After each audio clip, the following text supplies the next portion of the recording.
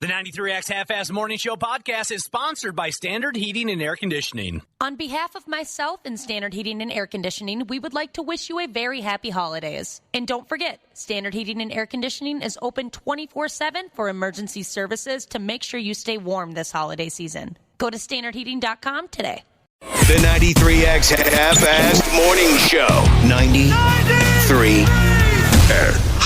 Now I thought I'd share some of my favorite all I want for Christmas wishes from you guys. Here we go. This first one is from @DollarClown. He says, all I want for Christmas is for Jason Momoa to just hook up with my wife already so I can stop hearing about it. Oh, wait. There you have it. Those are our Tonight Show hashtags. I'll be drunk on Christmas and passed out on my couch. I'll be drunk on Christmas and in a Motel 6 that night. Christmas at the Motel 6. It's showtime. All right, you bastards. Welcome to the 93X Half-Ass Morning Show. This is it right here. Creeping up closer and closer to the bitter end to our 20 plus 23 work schedule. I hear Dana is back. How you feeling, son? I'm feeling better. It's amazing what 14 hours of sleep can do for the immune system. It does help, doesn't it? It does. You sound so much different already. Wow. Well, thank you. You get a big pile of sleep. Yeah, that can squash this and squash that for you. Sweating it out. That how it worked? Yeah, just sweat it out. Take a nice hot shower. Then that feeling when you wash all the blankets and stuff because they're gross of sickness, and you just feel a whole lot better about yourself. Oh, yeah. Well, you sound 1,000% better than you did a couple of days ago. We felt for you. Yeah, well, I appreciate that, you guys. It sucks calling in sick when you're actually sick. Right. That's no way to spend a sick day.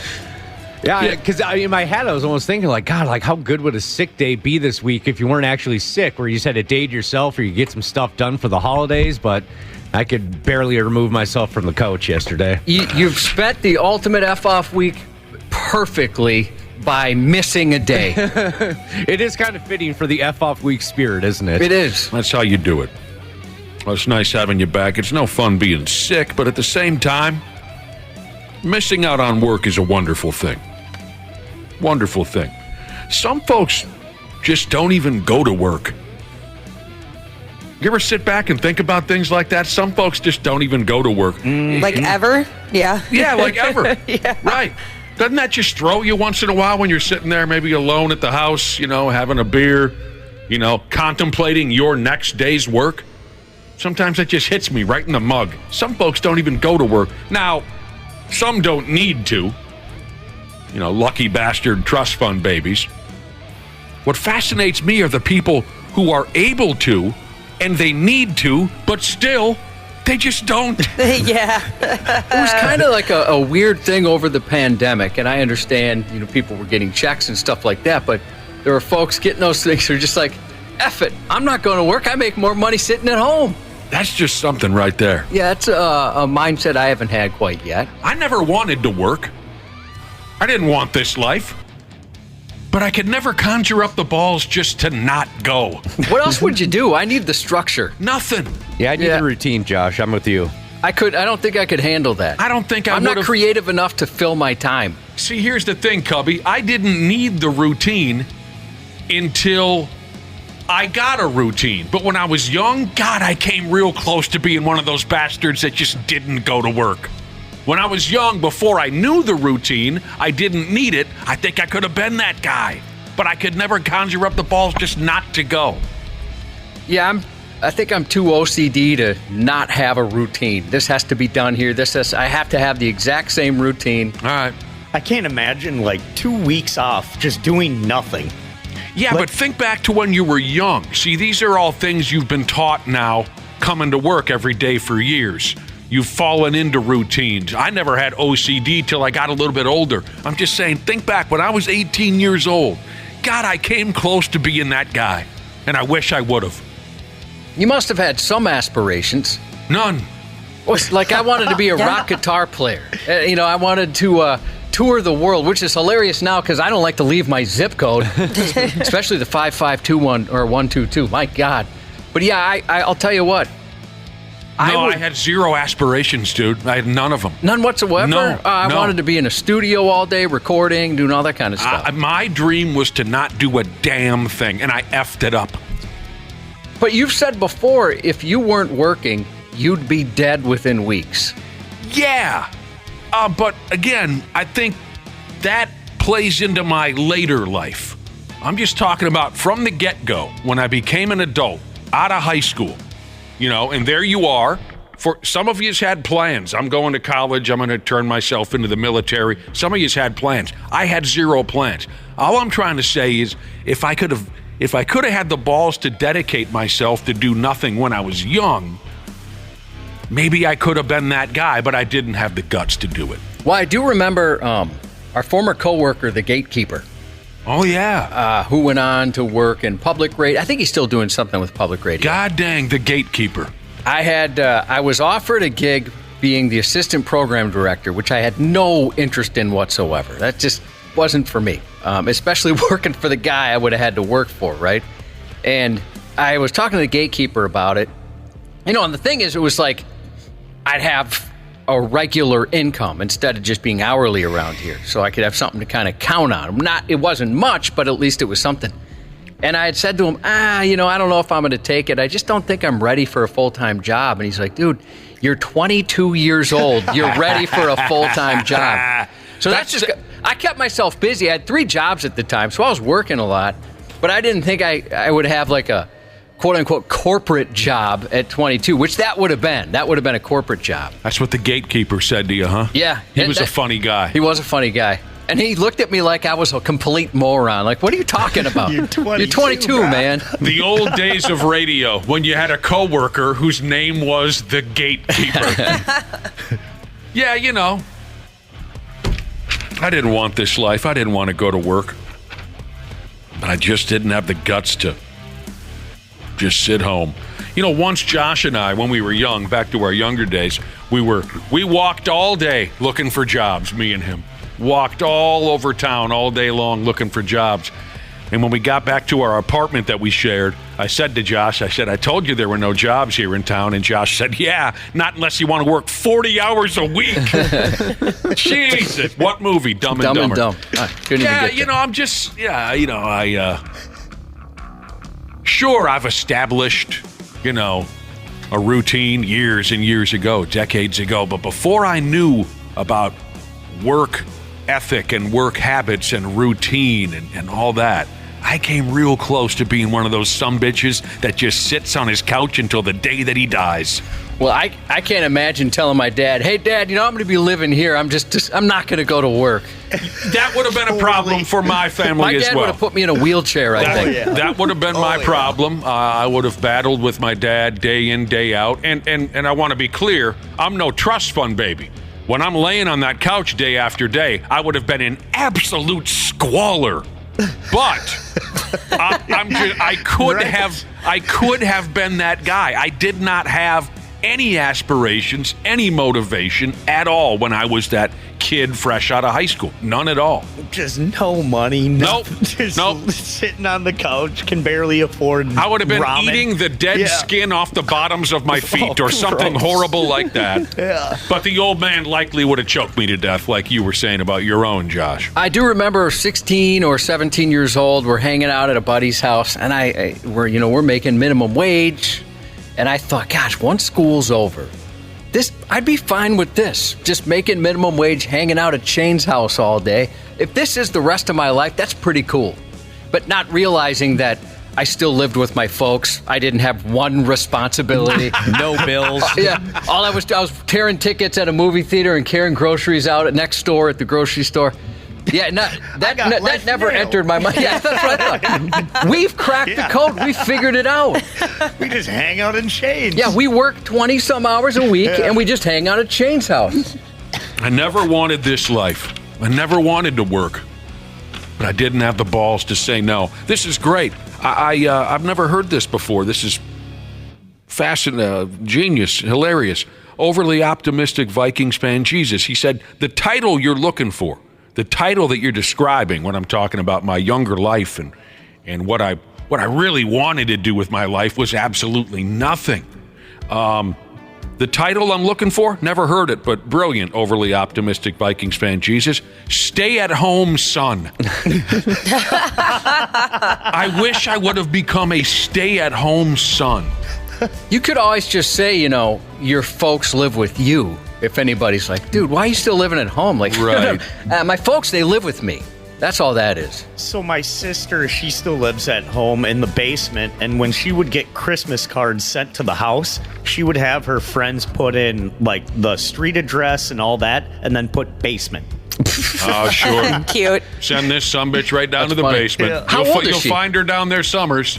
33, 34. And she's living with your folks? Yep. How do they feel about that? They love it. Oh, they do? Yeah. Why is it that she's... old and- They're not old. Why is it that... Your parents are how old? 71, 73. Yeah, they're... somewhere around there. They'll get there, but they're not old yet. Why is your sister still living at your parents' house? Rent is just so expensive on your own. She'd just rather live at home with the parents. Fair enough. 2 words for you, buddy. OnlyFans. Yeah. Well, my parents had the audacity to sell my childhood home last year and move into an apartment, so I don't even have that option because they don't have room for me anymore if I wanted to just give up and move back home. I bet that's why they moved. Yeah, I bet it was, too. They saw what was coming, and they decided to be proactive about the situation. Yeah, my dad always said when I got done with everything, and if I ever had to move back home for whatever reason, he's like, you always have a room here. Oh, our folks never said that to us, did they, Josh? A week. Oh, heck no. A week later, they turned my room into a nursery for my oldest sister. I'm like, well, that's not happening anymore. So she slept in a crib and stuff as an adult? Yeah. So your parents were in their 40s when you were born? Yes. Yep. I'm doing the math. That makes sense to me. I hear you on that. Yeah, my parents are screwed. Was your old man a late bloomer like you, Wapple? No, because my oldest sister would be 4 years older than me.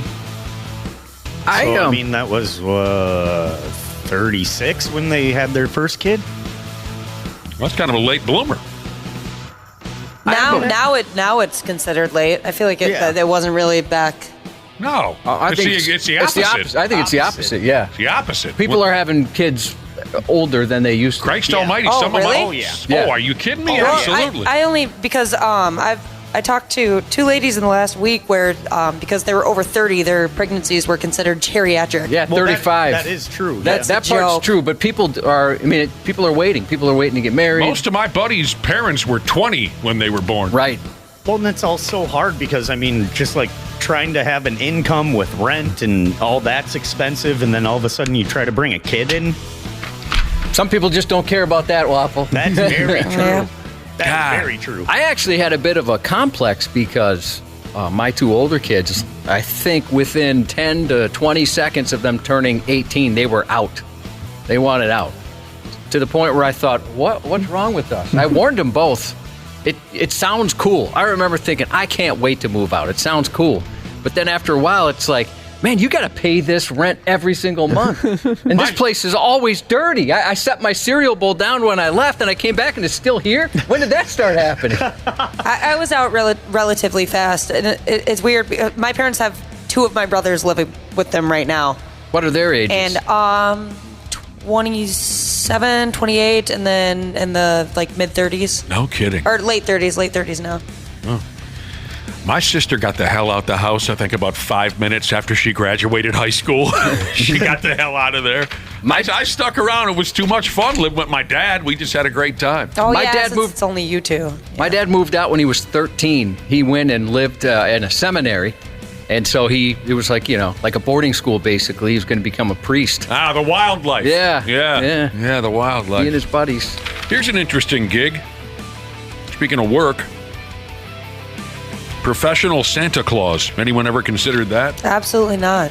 No, but I was Santa Claus on Sunday. I saw photos. You were adorable. What does that mean for you to be Santa Claus on Sunday? My girlfriend has her softball team, and they have a lot of young kids and stuff, so I was Santa Claus for That's them. awesome. I bet you'd make a great Santa waffle. There's nobody in the mix with a weight problem that could have handled that gig? No, because, all the dads and stuff had to be there with the kids to see Santa. Oh. You know what I mean? One of those gimmicks. And you're a fatherless loser. Yes. Right. And I'm skinny. Or wait a minute, a childless loser. You have a father. He does have a father. We were just talking about childless loser. You played Santa Claus. My brother did it too.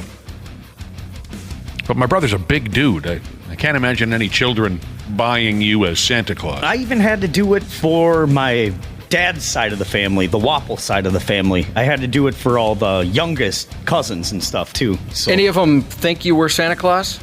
Or they all know, no, that's Uncle or Cousin Wapple? Totally. Come on. Totally bought it because they were so young. Kids are so dumb. There was like maybe... these kids are dumb. That's hilarious that's the angle you took. You're this little Muppet-shaped character where somehow there was... I don't think any of the kids bought it. I think they did. What are we talking here? Professional Santa Claus. There are a lot of them out there. Like I was telling you earlier this week, I went to a restaurant last Friday night, one of those joints that's connected to the mall. And on our way to the restaurant, we walked past where Santa Claus is usually hanging out, and some bitch wasn't there. I don't know what he was up to. Maybe he had to take a deuce, but he wasn't there. Yeah, they go on breaks. Oh, they had a smoke break? Could be. I was reading about professional Santa Claus characters. Here's a wide range for you. It says professional Santas can expect to make anywhere between $1,000 and $100,000. What the hell? What the hell what kind of window is that? That's the largest window I've ever heard of in my life. That's like 1980s radio on the high end, and then today's radio on the very low end. A lot different. The one at the Mall of That's America. tough to get over, isn't it, Wapple? That is. Yeah, somewhere between $1,000 and $1, and then there's $99,000 more until you get to the high end. Maybe I'll have a living this year. Maybe I won't. Right. The one at the Mall of America, I think, might be the real Santa. Yeah, he is. So he might be on that high end. He's as real as it gets. I mean, there's just not much else terribly interesting here about being a professional Santa. You know, they go back and forth about, how they handle certain children, how they answer certain questions from the children.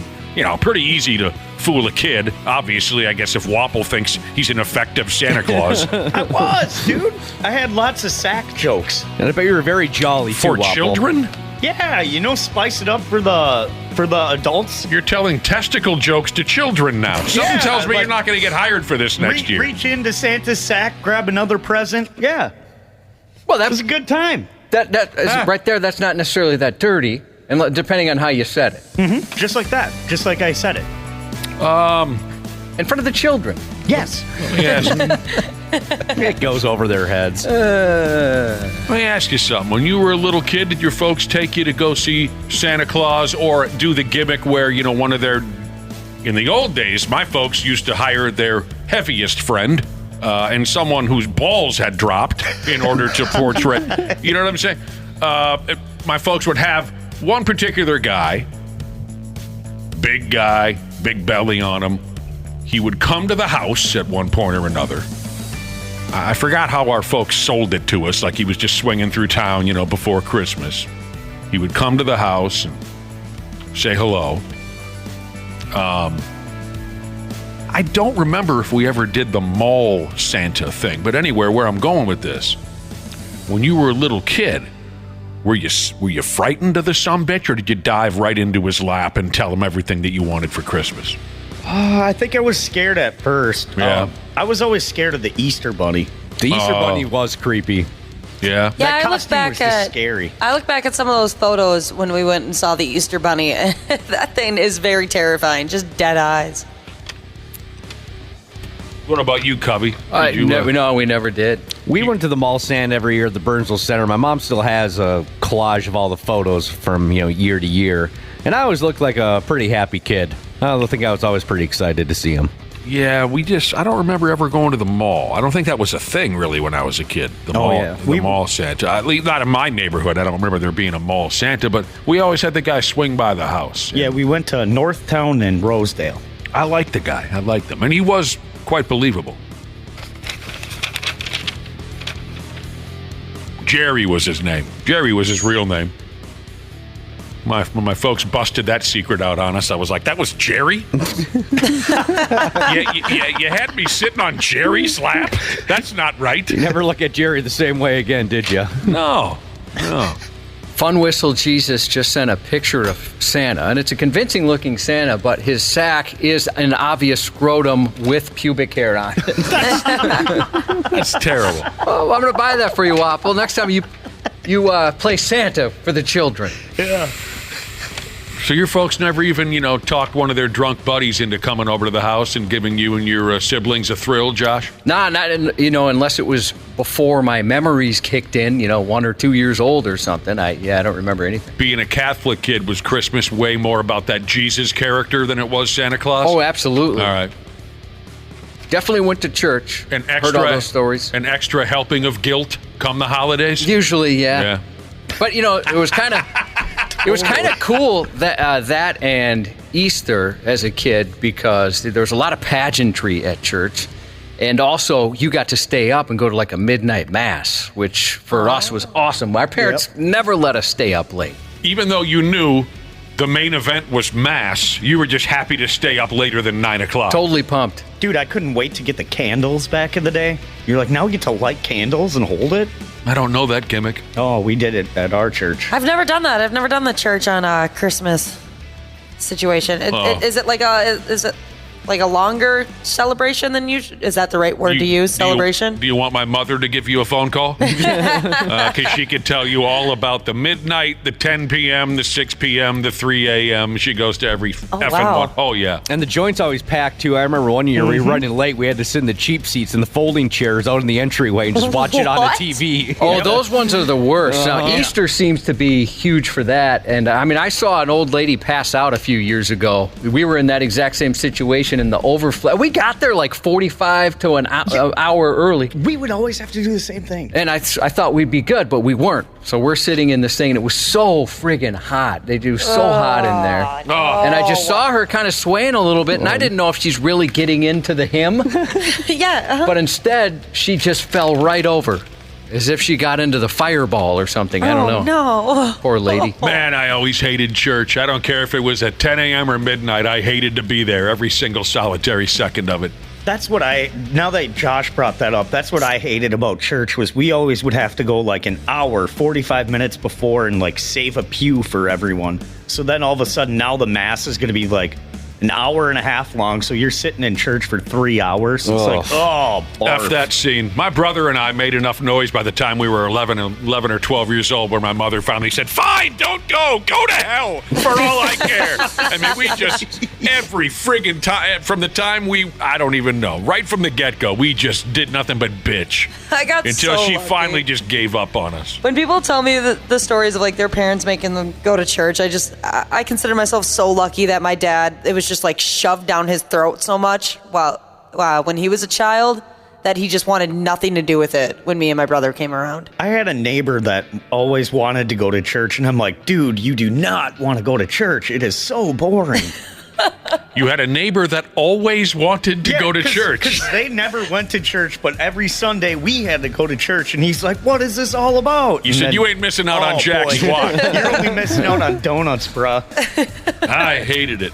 By the way, to finish the story about the old lady, we took her seat. She had a better seat. She wasn't using smart, yeah. Once she was laying down on a stretcher. Once she fell unconscious. Yeah, we were going to bounce right up there. Kicked her out of the way. Orton Lover Jesus said they had pictures with the mall Santa until she was 16. My oldest sister was in her late 20s, and after that we finally told our mom, we're way too old for this. Late 20s. Yeah, I wonder what kind of Santa it is. Is it the kind that's like, oh, hell yeah, sit on this lap? Or a more innocent, so like a Wapple Santa versus a more innocent Santa? I do remember my mom wanted one more Santa picture when my sister's 2 years older than me. I think I was 16. She might have been 18. And we acknowledge the Santa and the people there. Hey, we know this is kind of silly, but you know, our mom wants it, and we didn't actually sit on the guy's lap. I'm like, it just kind of like saddled up next to him a little bit and kind of hovered, you know, rather than I'm like, I'm 16. I'm not going to sit on this guy's lap right now. I'm going to be honest. If Santa was in this room right now, you have to sit on his lap, directly on the knee. I would not even hesitate. Many years ago, I was dating this gal, and we're chatting on the telephone, going to meet up for something or another to eat. And she says, yeah, meet me over at this restaurant, and we'll have something to eat. And, I pulled in. We kind of pulled in at the same time, and I walked up to her car, and she had her 2 dogs in the back of the car. And I said, well, aren't we having something to eat? What the hell are the dogs doing here? And she said, oh, well, when I'm done with having lunch with you, I'm taking them to take a picture. How do you say this? Take a picture with Santa with your dogs. Oh, yeah, sure. The Mall of America did that recently. Yeah. There's a better way to say that. But anyway, I said, what? And she said, yeah, I'm taking the dogs. This is the way to say it. She's taking the dogs to get their picture taken with Santa. I almost did that this year. I just never got around to it. I wasn't expecting that reaction. You people are acting as if that's not insane. Well, it's just so it's common. adorable. Well, Yeah, a lot of very places common. do that. Yeah. I love those pictures. I'd rather see a picture of like a person with their dogs and Santa than crying kids in the picture of Santa. I mean, that's my impression of what the not evil side of social media is: people and their pets. Yeah. Okay. That's all we got pets left. doing all kinds of stuff. I thought you guys were going to go, oh, what a moron. You didn't. No. Oh no, that's like a Not the popular reaction deal. you wanted. All right. I think it's just so common. Lesson learned. I didn't know it was so common. Yeah. I did not know that. I thought this woman was out of her mind. There the dogs are in the back of the car. You know, where the hell are we going? Taking them over to see Santa. I hope they got everything they wanted. Oh, I'm sure they did. They were spoiled little bastards. All right, what's going on? Well, do you buy Christmas presents for your pets? No. You don't buy them? No. My mother-in-law always buys stuff for our dogs. I've certainly been involved with women over the years who bought Christmas presents for their pets. That's not completely strange or foreign to me, but I've never done it. I always do, and I actually bought them yesterday. And when I got home, they started digging in the bags. I was so stressed out because I don't want to ruin the surprise. That's kind of funny. Okay. Ruin the surprise. Yeah. Knock it off. That's enough. Was that more the reaction you were looking for, Nick? Yeah. I think so, yeah. You guys were kind of silent as if to say, what is wrong with this person? Yeah. I hear you. Ruin the surprise, huh? Yeah, I don't even talk about how, like, I'm the one that gets the gifts in front of them. I will spell out, like, oh, we have to get the dogs, GIFTS. Oh, my God. Are you serious? Yeah, I know. I hate myself, but... What would happen if I came over and spoiled the ending to Air Bud? Would they get upset? Oh, yeah, they would. I'd ruin the do surprise? that. How much does it cost to go see Air Bud? I think it's just $2. $2? Yeah. Yay, I can bring one of my friends. What if I brought 3 people to see Air Bud? Yay. Yay, I can bring 3 of my friends. We got to move on. It's a wonderful thing. It's Wednesday here on the Half-Assed Morning Show. We appreciate you listening. We'll be back in a minute on the Half-Assed Morning Show. Half-Assed Morning Show. They're loud, they lose control, they do their little circus act, they're a nuisance.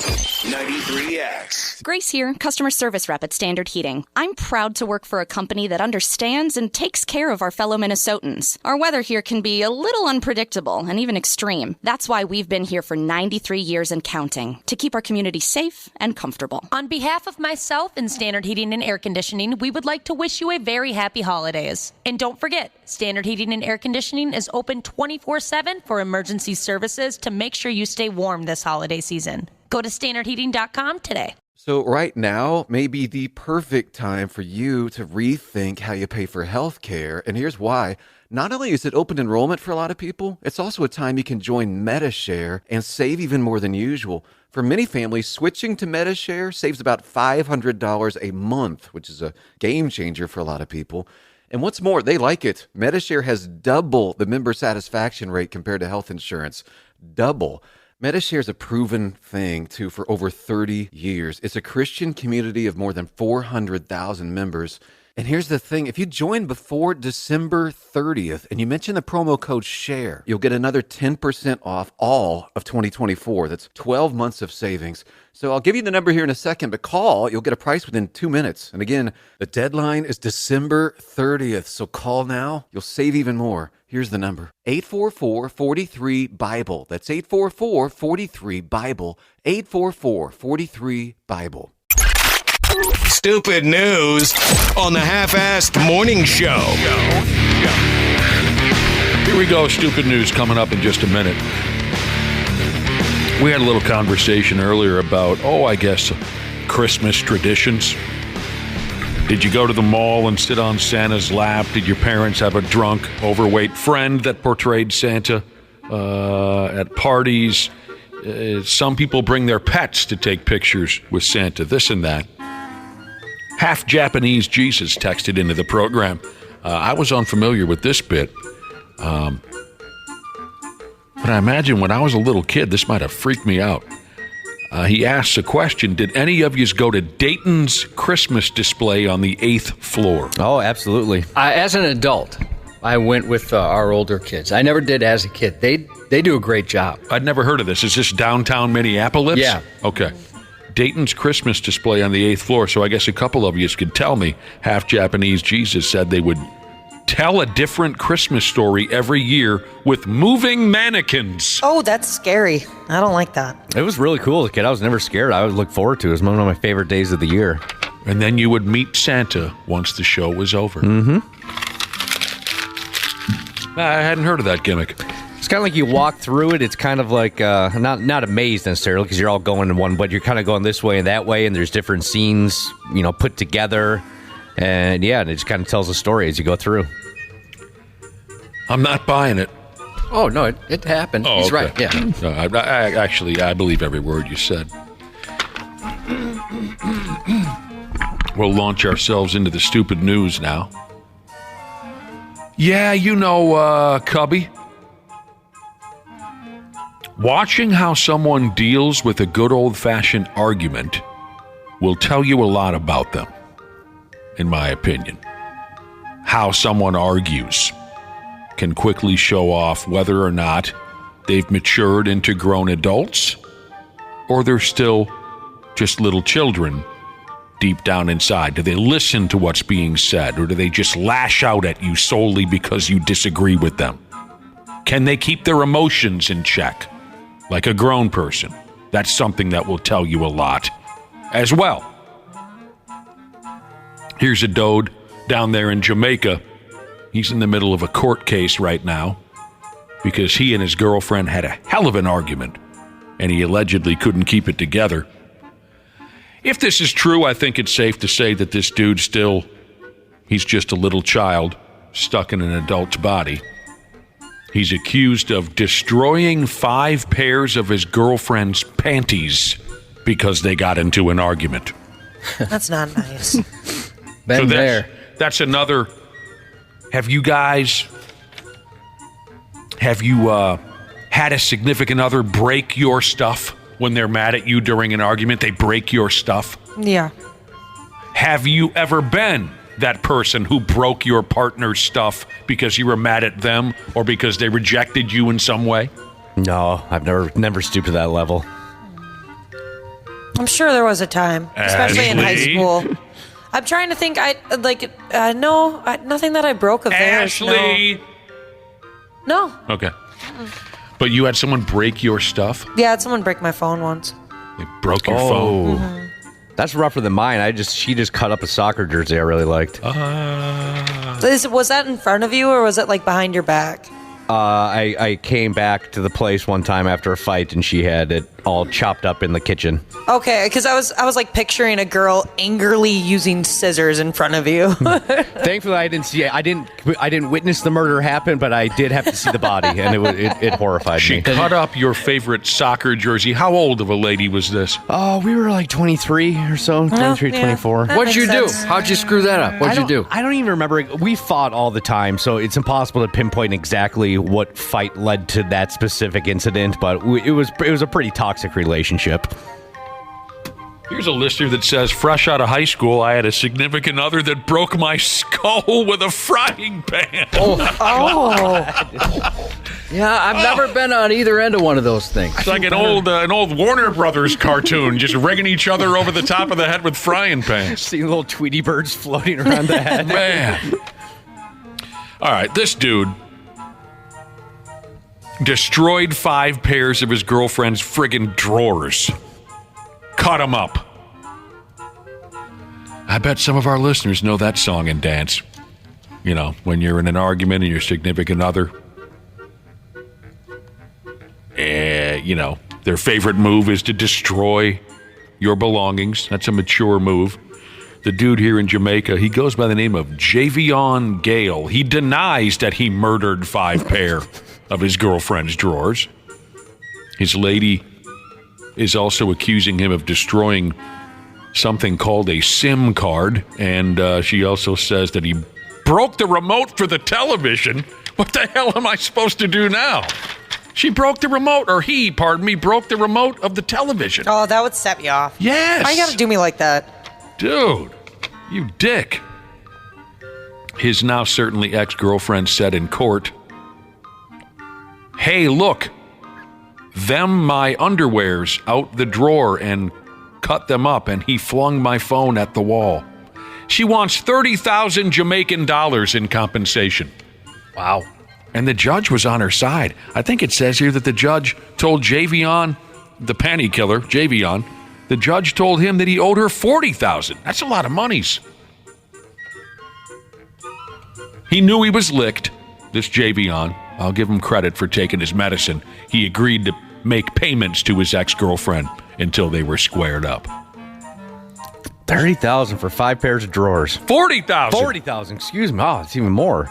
Yeah, I don't know. Actually, how much does an average pair of ladies' undies go for these days? 5 for $35 at Victoria's Secret. Oh, I couldn't follow what you said. What? 5 for $35 at Victoria's Secret. 5 pairs of drawers for $3,500. Yes. So this all makes sense, doesn't it? The arithmetic here. No one else had anyone break their stuff, or no one else flipped out and broke their significant other's stuff during a wild argument or during a breakup or anything like that? I thought I had been in this situation, the exact same situation you described, but I thought you said sniffing panties, not cutting panties. So I have to take myself out. Yeah, I've never done this before. No, I've never. I've been very lucky. I've certainly had girlfriends that love nothing more than to push buttons if they were frustrated with something, go after what they know is really going to bother you, but never anything physical, or nobody destroyed anything. I mean, it's just so childish. I mean, when my brother and I would argue, if we weren't in a fist fight, you know, that's usually how our arguments ended, was a fist fight when my brother and I were young. But maybe if my brother had beaten me up too badly the prior fight and didn't feel like tuning me up again, and he was really mad at me, that's what he would do. He would wreck something of mine. But we were kids, you know. That's what kids do. You know, your temper gets the best of you. The most furious I'd ever been was he tore down my absolute favorite Paul Stanley poster right off the wall. Just destroyed it. It's cold. Cubby, it was Paul Stanley playing a BC Rich guitar on the 1985 Asylum tour. Massive poster I had up. He tore it to pieces. I had a buddy who had 2 BC Rich guitars. He had the Warlock and the Bitch. I wanted that bitch so bad. Paul was playing... I just realized how that sounded. being an 80s rocker, that sounded totally normal to me. It sounded normal in my head because that's what it's called, but yeah. Can you show me a picture of the bitch? Yeah. Because I believe that was the model guitar that Paul Stanley was playing in the poster that my brother destroyed. I think that's what he was playing. I'm fairly sure that I'm familiar with the bitch. But I just got to see it to be sure. Yeah, take a look at that bitch. Look at the curves. No, it wasn't the bitch. Oh, it wasn't the bitch. Okay, we're missing one. BC maybe Rich. Maybe it's the warlock. No, it wasn't a warlock. Well, I know what the hell. BC, for you guitar people and for people who are a little older, BC Rich had this series of jagged guitars in the mid '80s. The Warlock, I'm very familiar with. The bitch, now that you showed it to me, that's one that Lita Ford played a lot back in those days. There was another jagged model BC Rich. That was the one Paul was playing. I know you can find. Are you sure you're not talking about an Iceman? Not that, no. Because I mean, that's not a BC Rich. That ain't it. It's some other jagged BC Rich. They loved their guitars to look very dangerous back in those days. Like it very sharp, like you could hurt yourself if you fell on It's not that one? No. Oh. No. That's the Paul Stanley, the one that he... Anyway. Because, yeah, this is his signature guitar. I'll come up with it. What album cover did you say again? It wasn't on an album cover. Oh, okay. It was a poster of him playing live on the Asylum tour. If I had some time, I could show it to you. We'll get to the bottom of this. Mockingbird? You'd have to show it to me. You'd have to show it to me. Sing the song. Mock. Oh. Yeah. Oh, the song, yeah. I thought you were talking about a Kiss song. Bird. Yeah. I love that scene from Dumb and Dumber. We'll get to all kinds of guitar nerds are texting in. Yeah, thank you, everybody. Was it a Beast? Was it this one? No. Not a Mockingbird. No. We'll get there. Wapple. Mock. Yeah. Ding. Yeah. Bird. No, it's not a flying V. I know that because I know you know what a flying V is. Of course and that I would. Of course and BC Rich. We'll get back to me. They named a guitar after the formation in the Mighty Ducks? What? The flying V. They sure did. Dana? Took me a second. Dana. Yeah. There's lines you don't cross. Is this it? It's not it. I bet you wish I was still sick today. It's not the BC Rich Virgin. No. Your guess is as good as mine what the hell was going on with this here next bastard in our stupid news report. Your guess is as good as mine what the hell was going on with this guy from a place called Sumter County, Florida. I mean, that's it. All right, thank you, Brotherhood. The BC Rich Iron Bird. Yep, that's nice. The one. That's the one. Thank you. We got to the bottom of it. I knew we could. The Brotherhood knows every effing thing. Okay, so was this hard street drugs or straight up hooch or straight up mental illness? This guy had a hell of a story for the cops. He did. Again, down in Sumter County, Florida. This past Saturday night, this sorry sumbitch, 51-year-old named Timothy Henry, called the cops to his house. He said he'd, quote, knocked out an intruder. He told them that while he was on the telephone with the cops. He also went on and on about some other things. Are you ready? He mentioned a family that was flying in and out of state. He mentioned a dog that had been stolen, and he told the cops about a woman and child that were living inside one of his trees. He told this all to the police over the telephone before they even got to the house. That's good stuff. So, when cops got to Henry's house, he told them there was a body lying in front of his door. He told the cops that he'd gotten into a fist fight with this individual, and he didn't know if the person was dead or alive. That's very dramatic. If the cops must have said, okay, dude, show us the body. When cops checked the scene, there at the door, there wasn't a human body there at all. Henry hadn't killed anyone. The cops saw that the fist fight that Henry got into was with a duffel bag filled with golf clubs.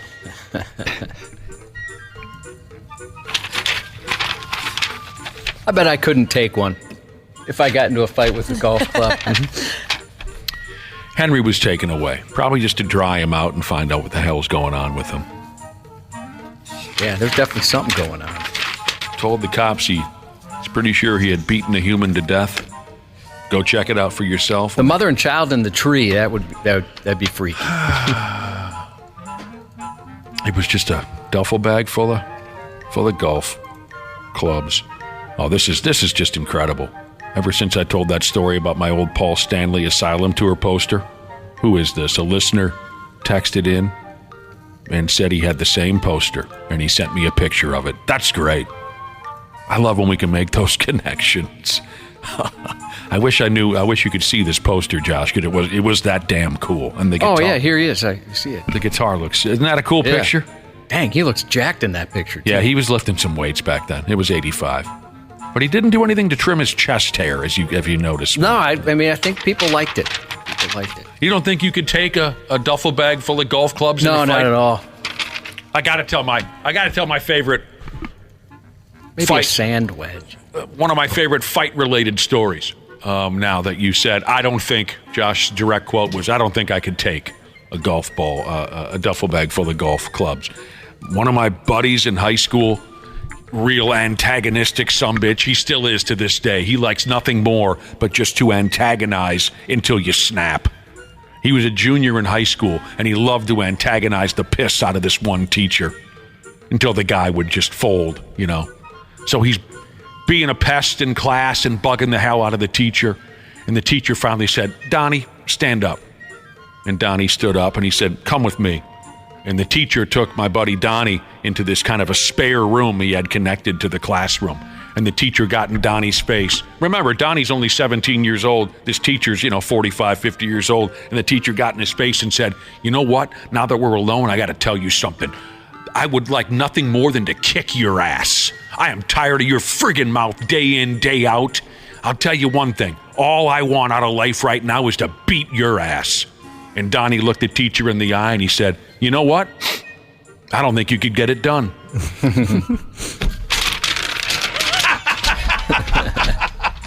Oh, I love that. He's got some balls on him. Oh, I'm telling you. And the steam just poured out of the teacher's ears because he knew there's nowhere I can go from at this. There's nowhere I can go with this. He got me. At first, the teacher sounded pretty badass, but that switched pretty quick, didn't it? The teacher knows the only logical next step is for me to punch this kid, but I can't do it. All right. We're still in Florida here in the stupid news. And why not, right? It's only a matter of time before someone comes undone, and then we can cover it in our stupid news report. Nothing new here. Just another garbage pile citizen taking out his frustrations and problems on folks just trying to live a normal life. A 32-year-old puke bag hanging out at a convenience store in the middle of the damn night, 1:30 in the morning. He was upset that his food order was not properly cooked, and I'm sure this person is a culinary expert. I'm sure of it. This turd bag was upset that his food wasn't... He was, of course, wildly intoxicated. He ordered some fried chickens. He did not like the way it was cooked, so he threw the chicken at the convenience store worker who's just trying to make an honest living. The chicken hit the worker smooth in his eye socket. Oh, no. And to make matters worse, the chicken was soaked in a spicy sauce, and the spices got all in the victim's eyeball. Owie. Buffalo sauce. And it stung like their name was William Hung. Pissbag got arrested. He earned himself a misdemeanor battery charge. The convenience store worker is going to be okay. Probably just needed to flush that eye. The eye wash they have? Maybe he had to flush his eye with that eye wash bottle that you keep at work until all the herbs and spices were cleaned out. The bag of dog feces that started all this will likely be put away, which is a shame because he's really been a benefit to society so far in his life. So far, he's had convictions for cocaine possession, aggravated assault, theft, possession of drug paraphernalia, and criminal mischief. So we're missing out that this guy's going to go to the cooler for a stretch of time. Buy me some peanuts and Cracker Jacks. William Hung. Look at that. I loved it when he asked for penis and Cracker Jacks at the Toronto Blue Jays. What's that ball club Blue called? Jays. Did you like that when he sang that one, Wapple? Oh, I love it. Oh, I don't think we got that here, sir. That's 2 stands down. So you're going to go into the back room for that. All right. Stupid news is still in Florida. We're not out of the woods yet. Anything could happen. Cubby, keep an eye out, will you? Yeah, they seem to have a lot of stories come out of there, don't they? This is one of those stories where I can't help but wonder, I can't help but wonder, could I live with myself if this was me? And I don't think I could. I mean, nobody's been killed here. It's nothing brutal. But just to know that I was this guy, I don't think I'd be able to come out the house for months. I'd at least stay in the house for a couple of months. Maybe when I was a younger person, I wouldn't care, but now I'd have to lay low for a long time if this was me. A 38-year-old man, for Christ's sake, from Alabama, but in Florida.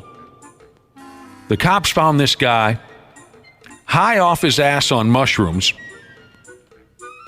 sitting in a pickup on the side of the road with a parrot on his shoulder. Pretty cool. No, it's not. And he had to try and explain that setup to the cops, and he couldn't come up with anything. It's not over yet either, actually. That's not the end of it. He was driving. It wasn't me. Sitting in a pickup, blasted into next week on mushrooms with a parrot on his shoulder was just part of the story. Earlier that night, this moron was pounding on somebody's damn front door. Nobody knows why. The homeowner told him to get the hell off his property. He wouldn't leave at first, but eventually he did drive on down the road a ways. When the cops found this prick, a fella named Timothy Bowers, there he was, just a sitting inside the vehicle with a blank look on his face and a parrot on his shoulder. There were many weapons in the car. When the police asked him to get up on out of the vehicle, he tried to fight the cops. I can't be sure if all the while the parrot was riding on the dude's shoulder while the cops were kicking his ass. That's the way I pictured it.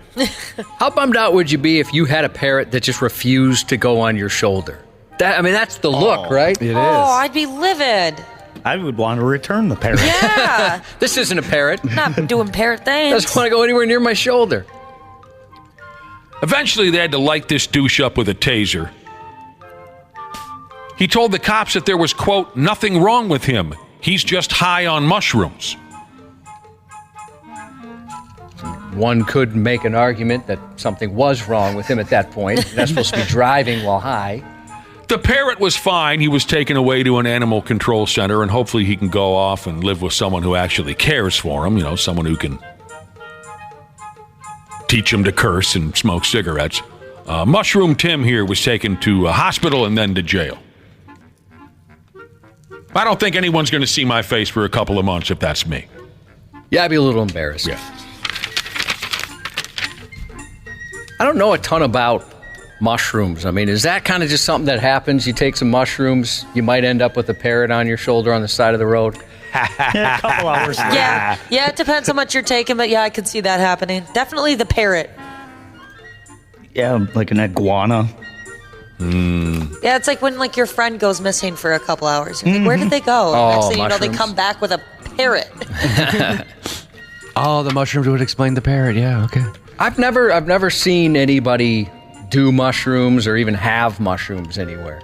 So I've never witnessed something like that. Haven't seen it since high school. To me, it's a high school thing.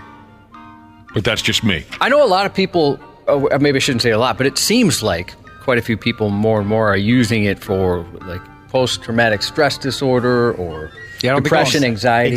Yeah, microdosing. Yeah, there you go. Yeah, that actually does a lot of really good things for people. Yeah, that's what it seems like people are saying that more and more. Yeah, and it really, obviously, when I've used mushrooms in the past, it was never like a little bit. It was never microdosing. It was always to get a trip. But you wanted to trip your bee off. Yeah, you wanted to eat as many as you possibly could or that you could handle. But I have tried the microdosing, and it really you don't get any type of trippy feeling at all. Where do you get something like CVS? Yeah. Walgreens? Yeah. They have a coupon. I haven't seen it since high school. All right, we've escaped Florida. We've traveled far away from there. All the way to Mean Gene, Zealand. Here's a conversation I never imagined that I'd have. A hardware store in New Zealand has pulled a dog chew toy from its shelves because folks complained that it is offensive to the country's national bird. So I thought this was ridiculous, right, when I saw the headline. And the more I thought about it, I might think it was kind of disrespectful to chew on an eagle or something like that. Yeah, that's true. And I didn't consider that. until I thought, well, wait, yeah, if that was our national bird, maybe I would think that wasn't right. Good point. Something doesn't seem right about that. The store had a $13 Christmas-themed dog chew toy that looked like a kiwi bird, which is the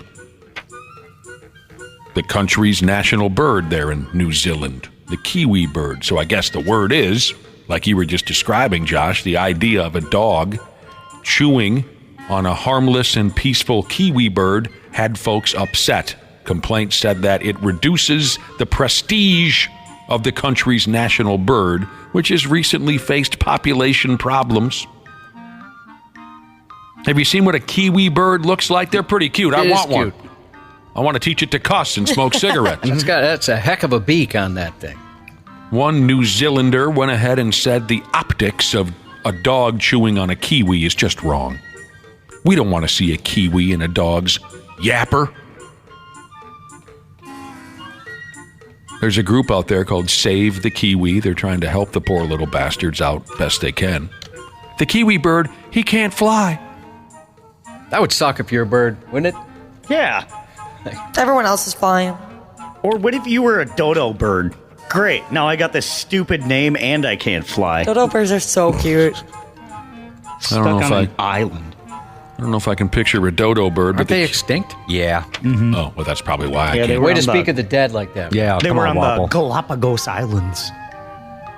Fair enough. The kiwi bird has been hanging around New Zealand, they say here, for 60 million years. Wow! They don't want anything bad happening to the kiwi. Even just suggestively, they don't want anything bad happening to the kiwi. The poor little kiwi bird, Cubby, they're struggling. And they're confused. And they're so cold. And alone. You can get a lot of bald eagle dog chew toys online. Oh, really? Oh. Yeah, some are like patriotic colors too. Some just look like a normal bald eagle. All right. Looks like Jesus has texted in on mushrooms. And he said it's a waste. He said as far as if he's not looking at his hands, thinking they belong to someone else, I'm not having fun. Whose hands are these? Oh. One more final. Now, this is a follow-up story, right, Cubby? Yes. Story here about the folks in a faraway village in Peru who claim that they're surrounded by aliens. I remember something about this. They claim they have alien problems in this village in Peru. The village is called Aikido. You guys know anyone from them parts? I don't. Nope. Just Paddington Bear. He's from the village of Aikido? Well, he's from Peru. He's from Peru. I don't think they specify which village exactly, but I don't know this Paddington Bear. I've heard the name. The villagers keep spinning this story about aliens flying around their neighborhood while wearing jetpacks. Remember that story? Remember the aliens with the jet? Okay. Once you said jetpacks, it all came back to me. Now they're saying, they keep spinning this story. Now they're saying that a local girl in the neighborhood was abducted by a gang of these 7-foot-tall silver aliens. I forgot to mention that they're silver in color. The young gal is only up to 15 years old, by the name of Talia. And from what I can understand, the gal is back now. She made it back to town somehow. Oh, good. And she's telling everybody all about what happened. Now, here are the direct words from this young gal who says she was abducted by a Rudy Gobert-sized silver alien. They say they're 7 foot tall. Here's what she said. My eye felt bad. It felt cloudy. My face felt like it was swelling. I couldn't feel my face. The alien spread a substance across my face. Oh, no. And that's it.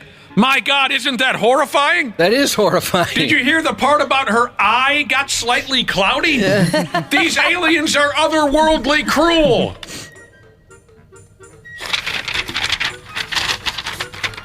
They gave her a bad cold or something, it sounds like. But I wouldn't mind seeing a 7-foot silver alien wearing a jetpack? That'd be pretty sweet, actually. Yeah. I'm out. Tell us about when you were abducted by the aliens. It's a difficult story to tell. Just tell us. Be brave. Okay, fine. My eye felt weird. Oh, my God! I had the sniffles. My shoes untied. Oh. All right, so one of the locals claims that he shot one of these aliens twice, and it didn't die, and they fly away. Did it have blood? Was it green blood? They didn't find any blood. What? He shot him, but no blood. Now, other folks in this general area believe that these are gold miners, possibly wearing jetpacks, or organ traffickers, or drug traffickers. Let me tell you this right now. If I ever give you a call, Josh, and say, I'm in Peru, come get me. This place sounds insane. I'm trying to think, like, which, would I be more concerned if you said aliens or organ traffickers with jetpacks? Totally.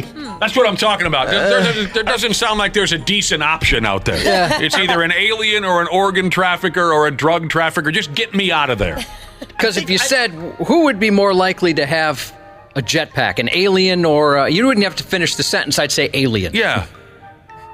And I don't need my eyes getting cloudy. I don't. No, you don't need a weird substance rubbed on your face. No, I don't need any of that, so. It sounds like all of Peru is on mushrooms. There's just some rough-looking character carrying a cooler with a jetpack on. God help us all. Sports on the 93X Half-Assed Morning Show. I'm a dog. A lot of hard days, where I went through it, but, basketball is, my life, what I love, therapeutic for me, and I'm just, excited to be back. Morant's going to get ahead of Steve with a chance to win it in his return. Here goes Morant. He spins. Morant scores! And the timer expires! Count the basket! And Ja Morant wins it for the Grizzlies! I can't receive, dude! My old lady used to obsess over my cell phone, and we got in a big fight over it, and I smashed my own phone. Oh. Does that count? That'll show her. Yeah, sort of. Depends who pays the bills. Pigs got a win in Boston last night over the Bruins in overtime. We'll tell you all about that when Randy Shaver and Brad Ryder dive into the mix. And then back to basketball. The Wolves are at Philadelphia tonight. 6 o'clock on Bally Sports North. This game's going to aggravate the hell out of me because Joel Embiid is healthy and he's going to play, and he drives me crazy. For God's sake, Joel Embiid drives me crazy. Oh, is he going to the free throw line again? What is that, the 33rd or 34th time he's gone to the free throw line tonight? Josh's News is next. Half-Assed Morning Show. They're loud, they lose control, they do their little circus act. They're a nuisance. 93X. Grace here, customer service rep at Standard Heating. I'm proud to work for a company that understands and takes care of our fellow Minnesotans. Our weather here can be a little unpredictable and even extreme. That's why we've been here for 93 years and counting, to keep our community safe and comfortable. On behalf of myself and Standard Heating and Air Conditioning, we would like to wish you a very happy holidays. And don't forget, Standard Heating and Air Conditioning is open 24/7 for emergency services to make sure you stay warm this holiday season. Go to standardheating.com today. So right now may be the perfect time for you to rethink how you pay for health care. And here's why. Not only is it open enrollment for a lot of people, it's also a time you can join MediShare and save even more than usual. For many families, switching to MediShare saves about $500 a month, which is a game changer for a lot of people. And what's more, they like it. MediShare has double the member satisfaction rate compared to health insurance. Double. MediShare is a proven thing, too, for over 30 years. It's a Christian community of more than 400,000 members. And here's the thing. If you join before December 30th and you mention the promo code SHARE, you'll get another 10% off all of 2024. That's 12 months of savings. So I'll give you the number here in a second, but call. You'll get a price within 2 minutes. And again, the deadline is December 30th. So call now. You'll save even more. Here's the number. 844-43-BIBLE. That's 844-43-BIBLE. 844-43-BIBLE. Half-Assed Morning Show. 93X. Once we placed him in the backseat of our car, the officer commented that it smelled like a brewery in the backseat of his patrol car. I want to warn you, this story is disturbing, unsettling, and gross. Just like when we learned Dana sleeps naked. Am I right, guys? That hadn't come up in a while. I was wondering if it was going to circle back to it. Yeah, well, you mentioned changing your sheets earlier, and it was top of mind. Ah, gotcha. You're Never disgusting. forget. But seriously, though, this is a disturbing story if there's small ears listening. A deadly collision in Texas is leaving even veteran officers stunned. A man driving in Dallas allegedly struck a pedestrian who flew through the windshield and landed in the front passenger seat. Ow. Instead of stopping, the man's accused of continuing to drive with his new passenger next to him for nearly 40 miles. Around 11 p.m., a concerned citizen called in a report of a driver who appeared to be slumped over the steering wheel in the parking lot of a Jack in the Box restaurant. I just came through in a drive-thru, and there's a guy in his car. It looks like he's been in a car wreck, and he just slumped over in the seat, and I just wanted to make sure he was okay. When police got to the scene, they found the driver, but also realized there was a legless, dead person in the passenger seat. Oh, my God. Police immediately detained the driver, 31-year-old Nestor Flores, who they say was intoxicated. Flores told the responding officer he believed he hit a deer somewhere in Dallas, but he never called 911 to report the incident. You're so impaired that you strike a pedestrian on a service road and you don't even realize it's a human being. I can't fathom the level of impairment. And for him to travel some 38 miles and the car basically gave out is how he ended up in our community. Chief of Police Christopher Cook there. Detectives say based on the evidence, they believe Flores hit the person with his car. The impact was so severe, the 45-year-old victim was thrown inside the vehicle. Police say his legs were recovered from the scene. Come on. But the rest of his body was found in the passenger seat. That's how hard he struck him. The friggin' legs came off. Despite a badly damaged hood and a large hole in his windshield, investigators said Flores still drove 38 miles before stopping at the Jack in the Box, at least 2 hours before the customer called police. The incident is eerily similar to a gruesome story from October 26, 2001, when a nursing assistant was driving home and struck a man. Instead of doing the right thing and calling 911, she drove home, parked in her garage, and left the man lodged in her windshield. The medical examiner testified at her trial that had she taken the victim to a hospital, he likely would have survived. You guys remember that story? I know it was a long time ago. Rings a bell. I remember it being pretty shocking. Maybe I'm sideways here, Josh, but this latest bastard here, he had a dead, legless carcass hanging out the front of his car, and he stopped for a bite to eat? He was sitting in he was in the passenger seat. He ended up in the passenger seat, and he pulled into a parking lot. His car gave out. Oh. But he did go in at one point to ask if he could charge his phone, apparently. It's just something. God. That's just really something. That's horrible. A Seminole County, Florida deputy was arrested Saturday after she was found passed out behind the wheel of her car. This is at a traffic light. An officer pulled behind a silver Toyota Corolla at an intersection just before 1 a.m. At the time, the light was red, but when the light turned green, the Corolla didn't move. The officer said he honked, but the car remained stopped at the intersection. Its brake lights on. Body camera video showing the officer approach the car window. The 29-year-old officer, the one that was passed out, Kristen Simpson, can be seen behind the wheel, seemingly asleep, with her 2 dogs inside. I'm going to pull in front of her. She's passed out behind the wheel with her foot on the brake. I don't want her to take off. The video then shows the officer knocking on the driver's side window several times to no effect. The officer is then seen banging on the roof of her car. At that point, she's seen waking up. The cop can be heard shouting at her to put the car in park, but the Corolla rolled into a sheriff's office cruiser. Put your car in park. No! Put it in park! Oh. Crash. Once the car came to a stop, the officer talked to the sleepy drunk, who unsuccessfully denied being passed out at the wheel. Hello, I'm Officer Scott with DeLand Police Department. The reason we're here is because you're passed out behind your wheel. I'm banging on your car and you rolled and crashed into a sheriff's car. If you watch the video, she was definitely passed out, even though she tried to deny it. After seeing her ID, the deputy asked her if she's a police officer. Are you a cop? I am. Police said they searched her vehicle following the arrest and found 3 open White Claw containers. Ooh. I'll tell you what, it's frightening, isn't it? Yeah. You hear these stories every once in a while about somebody passed out at a light. It's incredible to me that they're able to keep their foot on the brake. Mm-hmm. You know, that doesn't stop. Yeah, I've always wondered how that happens. Don't know. And she looked like she had absolutely no idea what was going on when I woke up. Like, what are you doing in my room? It's kind of the face she had. A British politician was more than excited to be asked to receive a nice award over the weekend. She was set to help launch a fishing company in her constituency.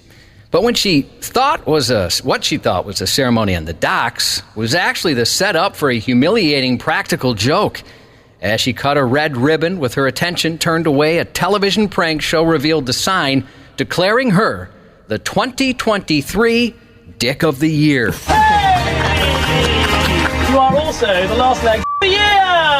The comedic stunt was carried out by hosts of a British television show called The Last Leg Show, and this year's award was chosen by viewers and the show's hosts. After they handed her the tongue-in-cheek prize, they made a swift exit from the pier, leaving the politician standing awkwardly next to the sign with her name on it reading Dick of the Year. The ceremony, staged under the guise of inaugurating Freedom Fishing, a non-existent angling company they made up, came a month after she was relieved of her position for making controversial statements.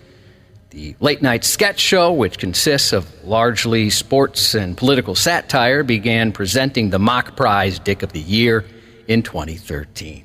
I wish we would have had a say on who the Dick of the Year was. Yeah, that'd be kind of fun to do that. I don't know much about her politics, so maybe she's a terrible person. I have no idea. But I do, as a human being, feel kind of bad for her. I mean, she's all pumped, all dressed up, just honored to be invited to this thing, turns around, and that's what she's given. Who gets I'd respect that. Who would get your vote, Cubby, Dick of the Year?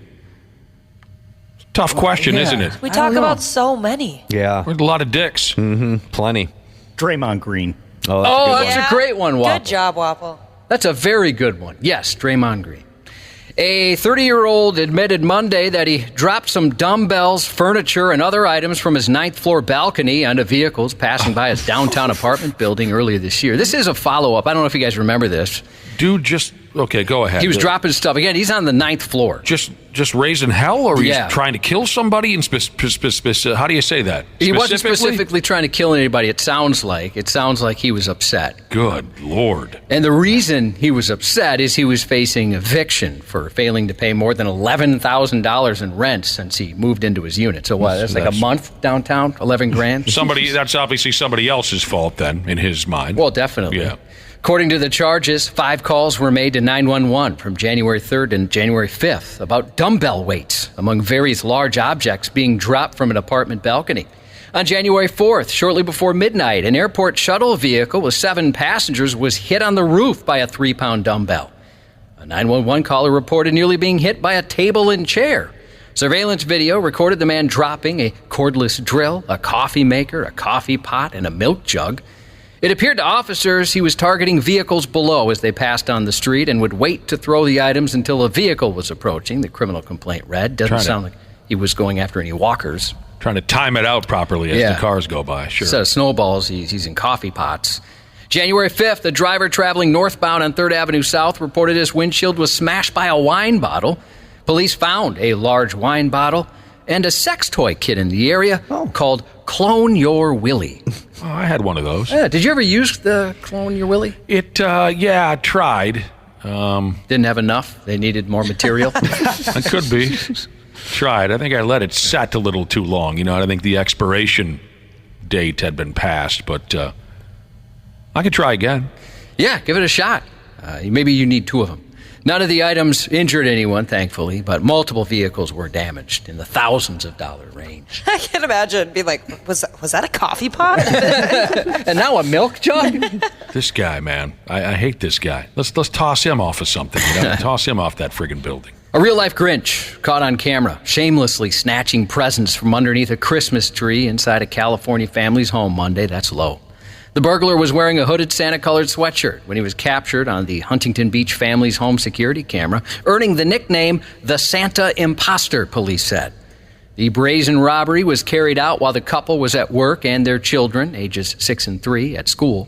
Over $1,000 worth of possessions, including gifts for their kids to open on Christmas, were taken from the home. Kind of taking count, obviously the gifts, a couple of electronics, the kids' iPads was taken. I think my camera was taken, a little bit of jewelry, I think, and so we're still kind of just sorting through it. Footage shows the bearded burglar carrying what appears to be a laundry hamper, which he filled with gifts placed under the tree for the family's children to open Christmas morning. In between filling the hamper with gifts, the burglar can be seen peering outside the front window to check if anyone was coming toward the home. Police are currently searching for the suspect. Around 2:30 a.m. Sunday, police in Florida responded to a tire shop where the resident next door thought she heard what sounded like gunshots. Somebody grabbed something and they shot towards the door. I think somebody's back there. But when the officers entered the building, they quickly discovered the perpetrator, or puppy trader, a small puppy who belonged to the woman, had gotten loose and went to the tire shop next door. Raise the police. Anybody inside? Oh, that's not a culprit. Oh, my God. They fell in love. Turns out the puppy knocked over several fluorescent light bulbs in the shop, which the woman mistook for gunshots. He was found by a bunch of ceiling lights, and he hit them all over, and they all broke. Police secured the uninjured pup, checked the building to make sure no other intruders were present, which thankfully there weren't. It's adorable. It's a pretty cute puppy, too.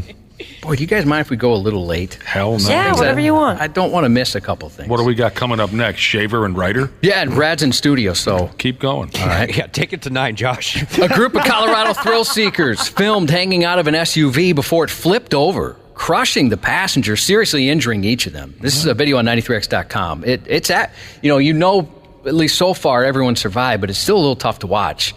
Saturday's disturbing crash in the parking lot of the market in Colorado Springs, caught on video and then posted on social media, as these things are. 5 people sitting in the open windows of the SUV, which suddenly starts driving fast in reverse. The vehicle does a donut before tumbling over on its side, crushing the passengers against the asphalt. Oh! There's someone on the other side. Don't flip it. Don't flip it. Don't flip it. Colorado Springs PD responded to the scene and arrested the motorist for reckless driving. Everybody's dead? No. Everybody's, so far, they've said everyone survived. How the hell do you get squashed between the street and a friggin' SUV and make it out of there? I don't know. Like I said, it looked bad. Hopefully they all survive. In related news, heart-pounding video footage shows an out-of-control vehicle flipping over on a UK sidewalk, landing just inches from a mom pushing her young daughter in a stroller.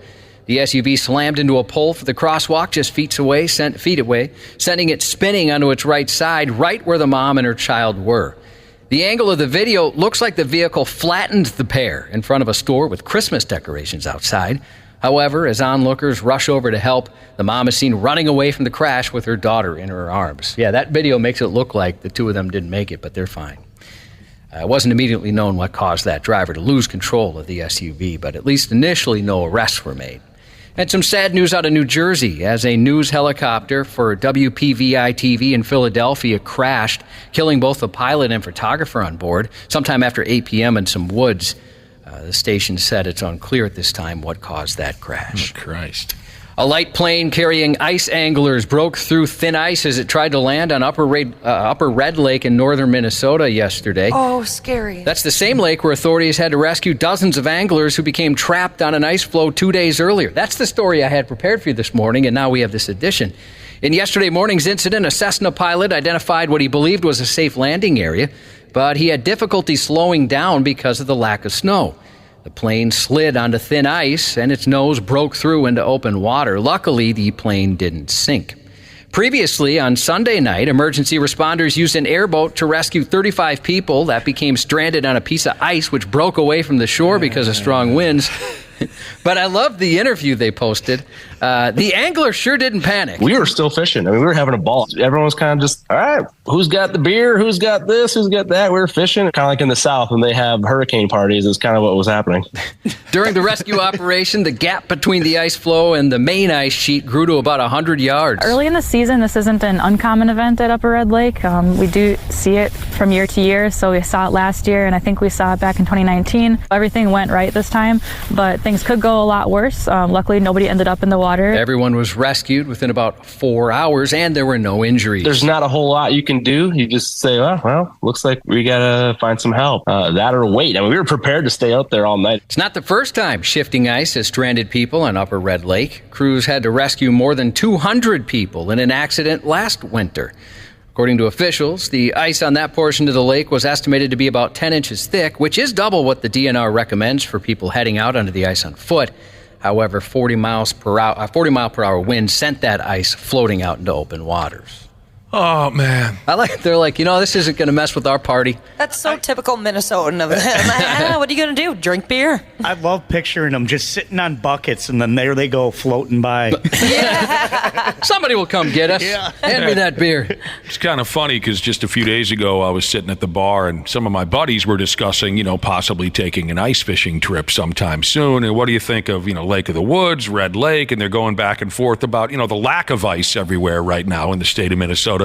And one of my buddies said, you know what, I think I'll pass. I don't want to be one of those clowns that gets stuck on an ice sheet, you know what I mean? And here we go. Yeah, and here we are.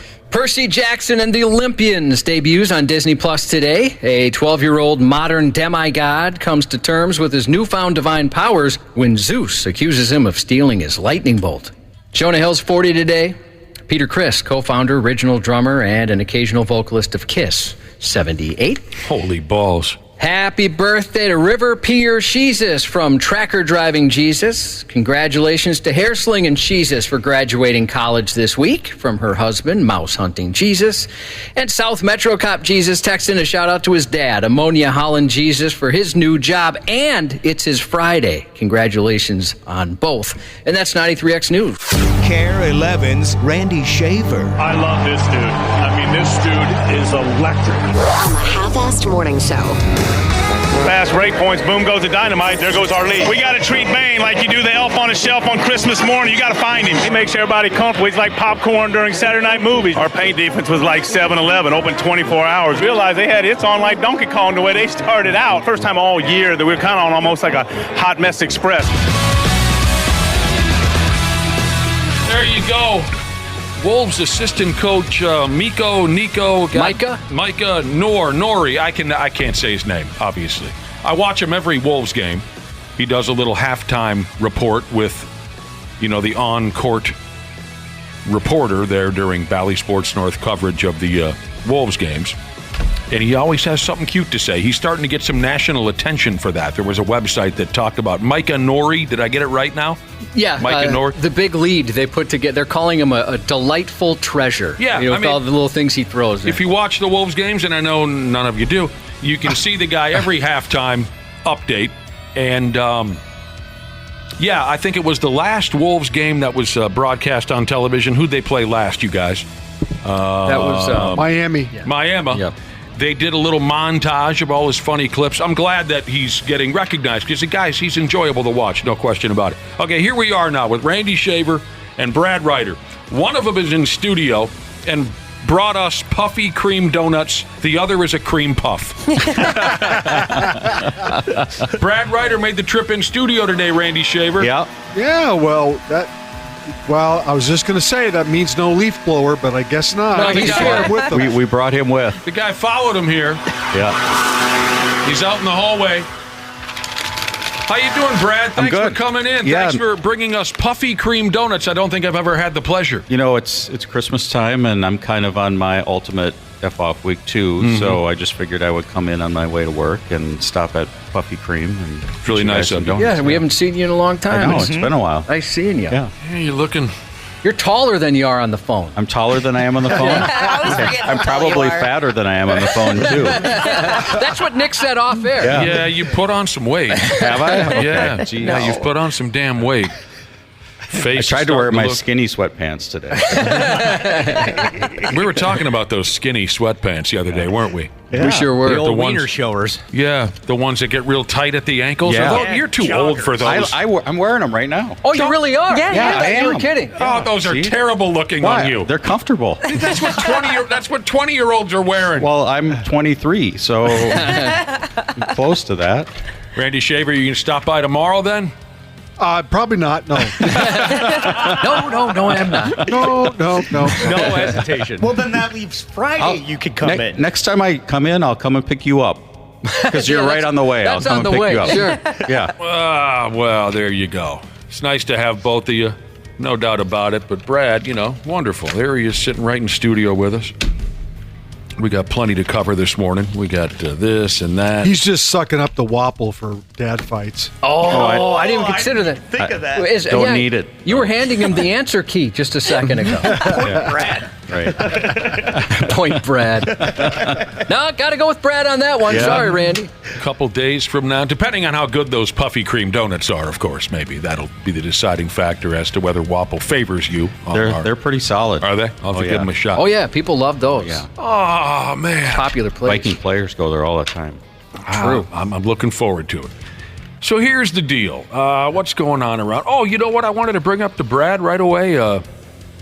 Were you listening to the show yesterday, Brad? Do you listen when you're not on? Sometimes I do, but I have to say yesterday I was not. Fair enough. We had a fun story yesterday about some internet guy, some guy who makes funny videos, and that's how he's becoming a somebody. The guy he went off to a golf course, and he slammed, and I mean slammed, a beer and devoured a hot dog at every tee box before teeing off for 18 straight holes of golf. You're a golfer, right? Yeah, yep.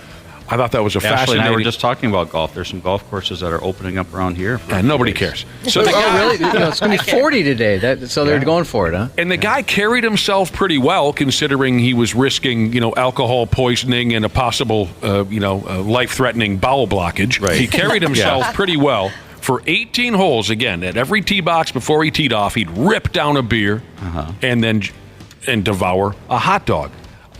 Yesterday, Randy and Ashley completely missed the point of the story and were wondering what his score was. Right? Well, I was too. Not necessarily true. We were just questioning whether the guy was actually a good golfer. He was just out there eating and drinking. Now, being a guy who's not a golfer, and I'm very proud of that, I don't know why you folks waste your time with that nonsense, but being a guy who's not a golfer, I don't know all the gimmicks. This was new to me yesterday, this 18 holes of golf, 18 beers, 18 hot dogs thing. That's brand new to me. Listeners were texting in yesterday about some other wacky golf traditions, little gimmicks you can get involved in when you go out onto one of those golf courses. So to you, Brad Ryder and Randy Shaver, do you know the John Daly Challenge? I don't. That sounds like it would be something like similar to like this. a cigarette and a beer at every hole? Well, M&M's and Diet Cokes. This is, what did you say? M&M's and Diet Cokes. That's another one of his passions Oh, yeah, in life. he likes Diet Coke. Okay. He said he drinks between 15 and 20 a day. Yeah. This is the word from licensed therapist Jesus. This is what that individual told me is the official John Daly Challenge. Now that is 21 cigarettes, 12 Diet Cokes, 6 packs of peanut M&Ms, and 0 ounces of water over 18 holes. No water. Wow. Well, what do you need water for? You got 12 Diet Cokes. It's going to dehydrate the heck out of you. Yeah, no kidding. 21 cigarettes, 12 Diet Cokes, 6 packs of peanut M&Ms. I love And peanut a partridge yeah. and a pear tree. Yeah, right. Oh, peanut M&Ms. Those are good. I always In forget a about porta those. potty on every hole, hopefully. Yeah, no kidding. Oh, my God. Are those Imagine cigarettes and Diet Cokes going to give you the runs? Oh. All right, the John Daly Challenge. Maybe once winter is over, you guys can go sign up for that. That other one, I don't think I could get through 3 holes, probably. No. The beers and the hot dogs? No. Yeah, I mean, I think you could get beyond 3, maybe 6 Gosh. before you start to get a little wobbly or have to hit the head. Yeah. Give yourself a little more credit. You've been around the block, Brad Ryder. Yeah, but... that's right. I'm 23. Sure, I could do that. You forgot. It's brutal just to think about it, actually. Didn't you grow up binge drinking like the rest of us, Brad? Not, honestly, not really. I mean, No. I grew up in a small town, so obviously there was that. But, Yeah. There's hear nothing you. else to do. Well, I'm going to be aggravated tonight. Timberwolves are at the Philadelphia 76ers, 6 o'clock on Bally Sports North. Don't get me wrong, I'm looking forward to seeing Pat Beverly out there, one of my favorite all-time players, Pat Beverly, playing for the 76ers. But I cannot stand to watch Joel Embiid on a basketball. I cannot stand to watch him play. Oh, man. Is he playing tonight? Because he didn't play the last time. He'll play tonight. Yes, I heard he was ready to go for tonight, and I'm going to be inconsolable at times watching that boring son of a bitch go to the free throw line over and over and over again. Well, now, I mean, with the start that, the Wolves have, they're going to start to get their best from all these teams, too, I mean, they're not going to think, okay, well, the Wolves are coming to town. We can, maybe give it our B effort. Some of these teams are gonna start to ratchet it up. Because they know the Wolves are slow starters. Is that what you're saying? No, just because they've got a gaudy record and they're first in the West. Right. So I thought you were directly referencing the fact that the Wolves do notoriously start very slow in ball games. I just mean they're going to circle the Wolves on the calendar now. Yeah, they're just not first in the West. They're the best record in the NBA. Oh, sure. Yeah, you want to take down the number one group of fellas. Absolutely. What is this now? Local legend referee Rob Page has texted the program. Local legend wrestling referee Rob Page. He says there is a 9 beers, 9 hot dogs in 9 innings at a baseball game challenge now, too. Yes, there is, Rob. We've talked about that before. Yep. That's a little bit more doable than the golf thing, I would think. Oh, hell yeah. I think I could do the hot dog. Yeah, you're just chilling, too. That's half the There's amount. bathrooms. How the pitch clock has sped things up, though. You don't have as much time as you used to back in the day. I know we've told this story before, but one of my favorite memories of my brother nearly dying right in front of me came from Nick. Oh, Jesus. And this is hot dog related at a Minnesota Wild game. Oh, God. This got to be 15 years ago or Many more. years ago, I ended up sitting right behind Cubby's brother at a Pigs game. And we were, we rarely see each other, and even back in those days, I didn't see your brother very often. So, when I walked down and realized I was sitting behind your brother, we're jaw-jacking back and forth, we're busting each other's balls. It was great to see him again. And at one point, the both of us ran off separately to get something or another to eat. I came back, and I ordered, a mega hot dog. I didn't know it when I was ordering it. But when I was... The Wild Dog. Was that what it was? Yeah, I think they used to call it... Well, maybe they still do, but the Wild Dog. This thing is huge. Unbelievably large. And so I bring my mega hot dog back, and I sit down behind Cubby's brother. He's got a cheeseburger or something. And I didn't mean to almost kill him, but I said out loud about my hot dog, I said, when I ordered this hot dog, I wanted a hot dog. I didn't know they were going to give me Tommy Lee. And unfortunately, right when I dumped that line on him, your brother was trying to swallow his cheeseburger, and now he's fighting for oxygen. He's trying to swallow it, and he's beginning to suffocate himself. But I thought, oh my God, I'm going to kill Josh's brother at a hockey game. He got it down. He was able to swallow it all. But the fact that you saved his life afterwards, it ruined what I had planned for a great eulogy. Now I'm not going to be able to do that. There you go. Oh, man. Yeah, I almost killed him. All right, so 6 o'clock tonight, Wolves 76ers. Should be a great game. I just pulled up their schedule. The next 7 or 8 games, they're going to go through the gauntlet a little bit here. Yeah, but you know what, Brad? I don't know if that really matters right now. Yeah, no, I'm saying that not necessarily the teams, but they've got back-to-backs, and they've got go from East Coast to West Coast. Yeah, we'll find out. I'm not really sure right now that matters. This team is so locked in right now. They are playing so well. They are deep enough to be able to handle some of these things. Naz Reid is playing at an incredible level off the bench. They're getting great support from other guys off that bench.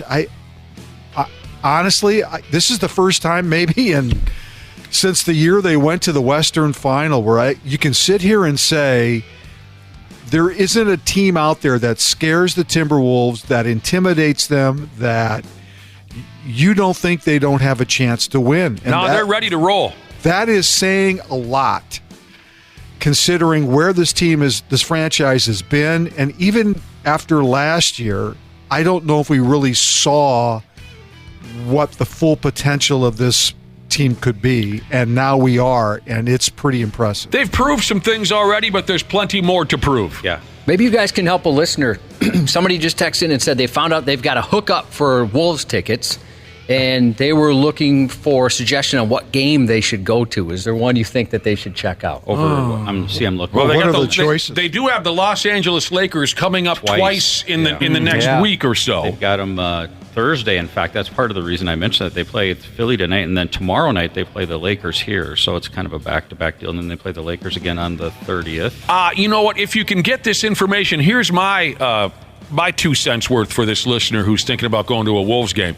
If you can find this information, go when the Red Panda is the halftime show. Oh, she's great. Absolutely. Mm-hmm. Don't worry about the opponent. It's all good times. Find out if the Red Panda is going to be there, the greatest entertainer of all time. Do they post that kind of stuff Brad? Not usually. Okay. Yeah, usually we used to send out a press release about a week in advance of those games. I fell in love with that lady 25 years ago. If we needed help selling tickets, but they don't need that as much anymore. No, they don't need it now. I would suggest that maybe they wait until after the holidays if they can, because these games around the holidays are probably going to be sold out.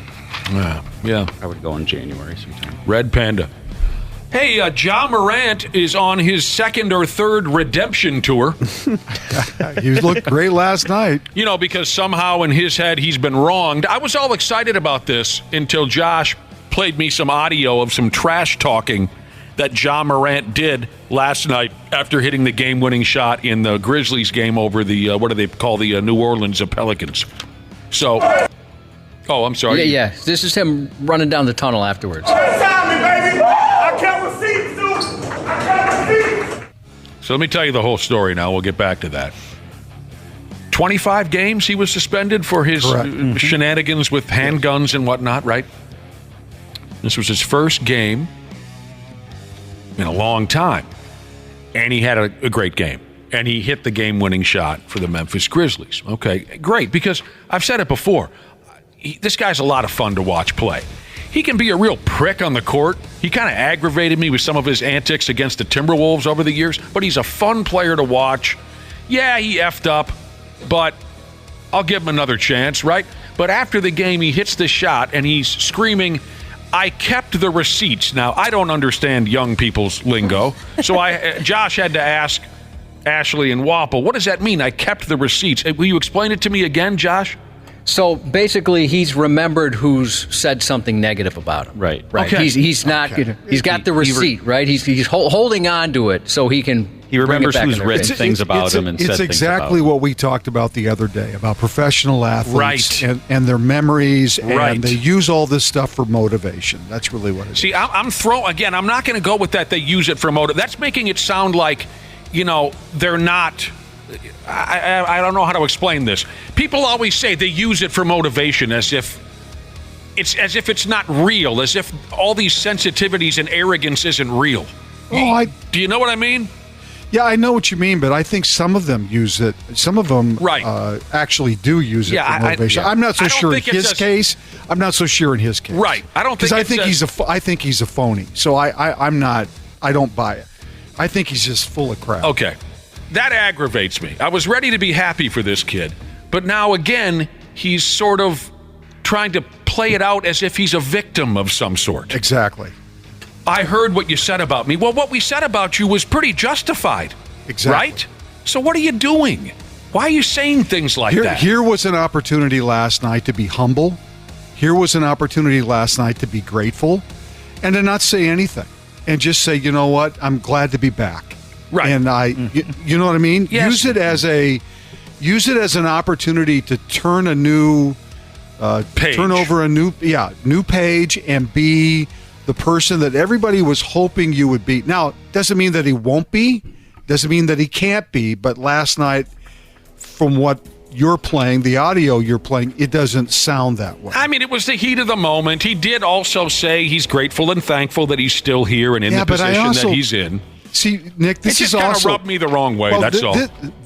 Saying it's in the heat of the moment also gives people a pass. And I don't, and listen, You're right. I get the understanding of that, but I also think people do show their true colors even in the moment, right? The heat of the moment usually reveals things in athletes that you don't usually see in a press conference. Exactly. Patrick Mahomes a couple He's had a lot years of ago. time to think about it. And I'm not going to pick on necessarily Anthony Edwards, but him saying about that text message, that was the heat of the moment, I don't necessarily buy that either. That's a good point, Brad Ryder. I don't buy that either. Patrick Mahomes and Andy Reid showed their true colors exactly after that friggin' game. So you don't. We can't give him a pass. Yeah. I'm not going to give him a pass because it's the heat of the moment. That's normally when people actually do show their true colors. I mean, Carl's another good example. I mean, he's toned it down a lot this year. I will give him that. But, when he goes after the refs every time he has a foul, and then afterwards he'll say, I don't mean it, I don't mean it, I don't mean it. Well, in the heat of the moment, you mean it. So that's right. Yeah. That's good stuff. Hey, the Los Angeles Lakers officially hung their in-season tournament championship banner.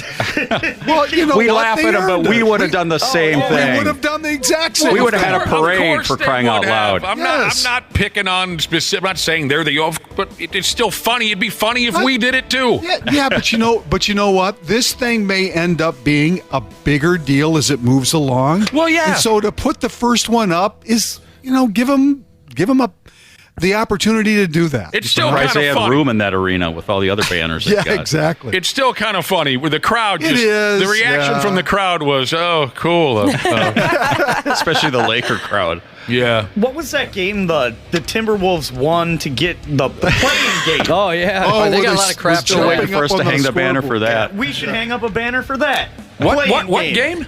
The play-in tournament a couple years ago, the one I made fun of, that when they were getting up on the table and Carl was crying and all that stuff. Yeah, they got roasted for that for sure. I loved every second of that.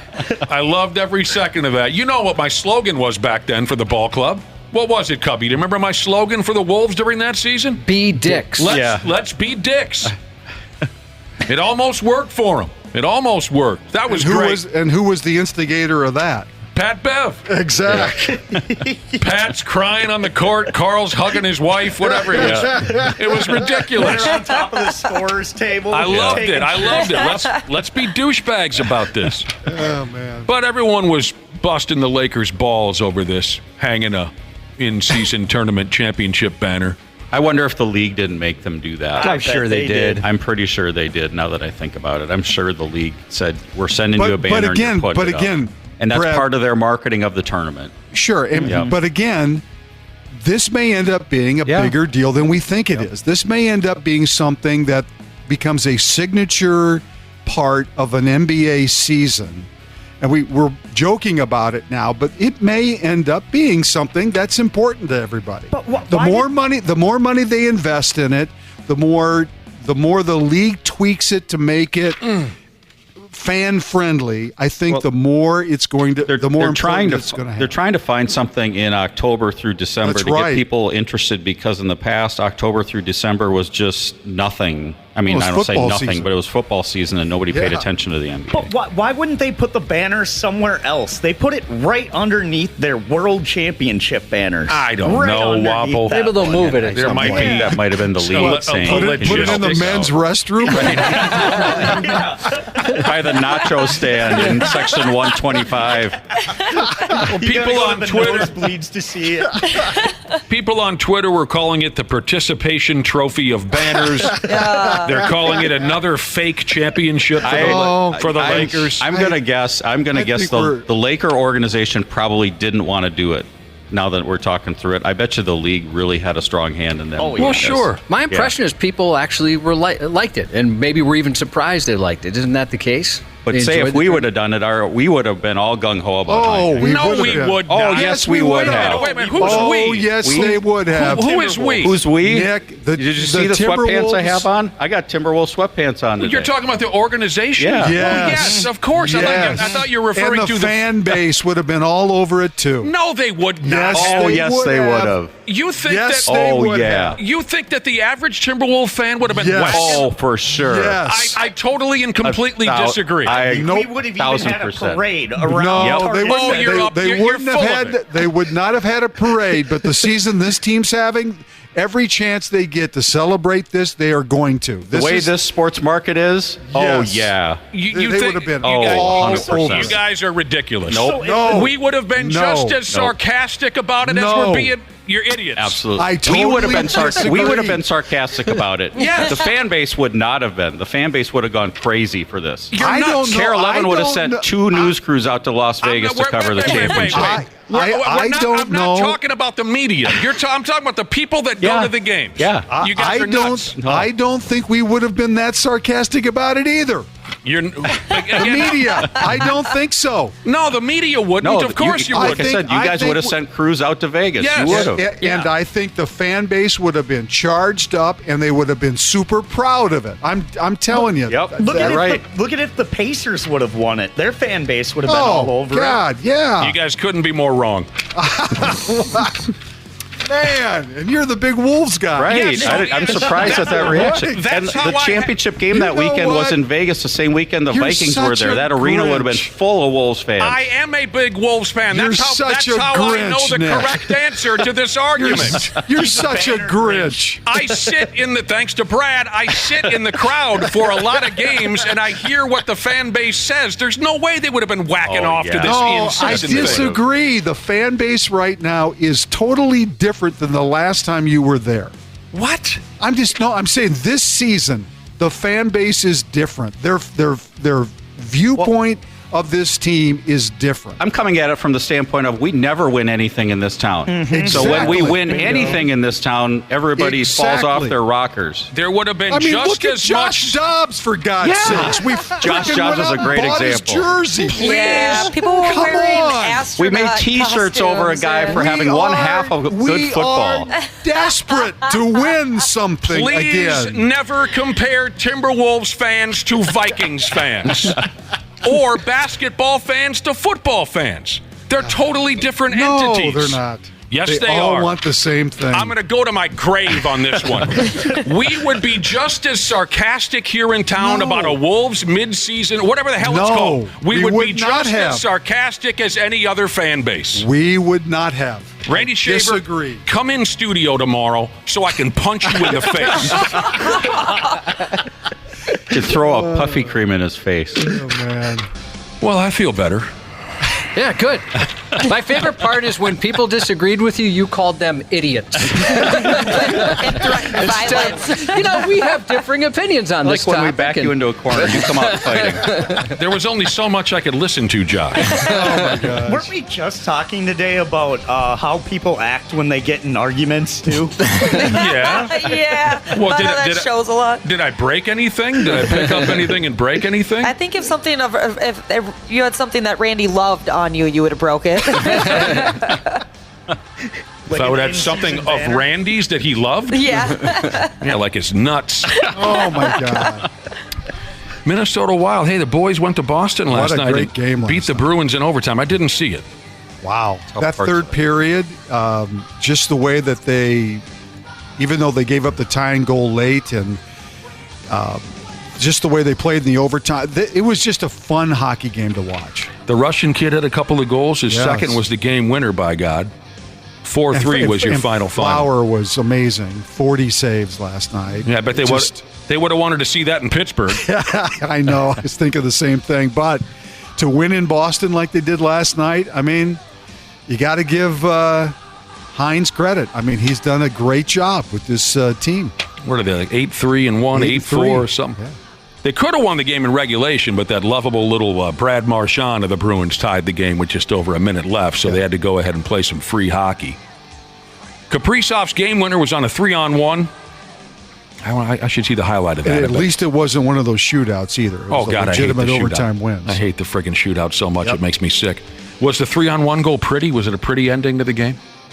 No one watched? I just read about it. Yeah, I it didn't was watch it was late, so I didn't see it. But leading up to it, I did. You know, back when I was playing youth hockey, we had a coach so dumb that we practiced 1-on-2s. It's a true story. I'll never forget that. You know, we ran through some 2-on-1s, some 3-on-2s, some 3-on-1s, and he said, "Okay, let's line up for 1-on-2s." Was it a situation where nobody else's parent wanted to coach, or did he volunteer thinking he's got something? I have no idea how this sumbitch ended up. What do we got going on for the Pigs next? Les Habitants comes to town tomorrow night. This is kind of funny. You know, the Pigs, every once in a while, they play in those turn back the clock North Star looking sweaters, right? Mm-hmm. Yeah. Those are awesome. The last time, they've been even better looking if there was a North Star logo in the middle, but they wore them last time around against the Canucks. And I never noticed this until someone mentioned it on Twitter. The alternative jerseys look exactly like the colors of the sandwich wrappers at Subway. Once you picture it, you can't unsee it. Yeah, when they put them side by side, it's crazy. That's funny. It really does. That's I funny. can't believe that hasn't crossed my mind yet. That is funny. That is the perfect color match, man. Perfect color match. Yeah, the Hey, guys. Good. I was going to say, the guy said the slogan should be "Go Wild, Eat Fresh." Yeah. You had another hockey comment, Randy? I just did. I just wanted to give another shout out to Brock Faber. This kid played 30 minutes last night on the ice. I think he's had maybe back-to-back 30 minutes games, but talk about a kid who's just playing his tail off right now on the defensive end for the Wild. Just another great effort last night. I was just looking at this. They're not that far out of a playoff spot. Well, it is the National Hockey League. Yeah. Right. Just like the NBA, damn near But they everyone are makes playing- the playoffs. They are playing a lot better. Well, there's no question doubt. about it. No Yeah, question no about doubt. it. And congratulations to the boys. You know, we had Marcus Foligno on last week this time, and he was telling us about this fundraiser that they had at the rink. Raises money for this and that. Was it specifically for kids? I think so. He said, what did he say? It was called the Wild Foundation or something like that? Yeah, their community foundation. I thought it and then was they like gave Go Wild About Kids or something. This fundraiser, I believe they had folks sitting around having dinner, and the players were the waiters. Right. And that's how they raised money. It says here they raised about $465,000. That's great. That's awesome. Wild About Children. Wild About Children. Good for them. Good for them. So again, next up, they play Montreal tomorrow night at the home rink. The Minnesota Wild Report is brought to you by Luther Kia of Bloomington. What else did I have laying around here?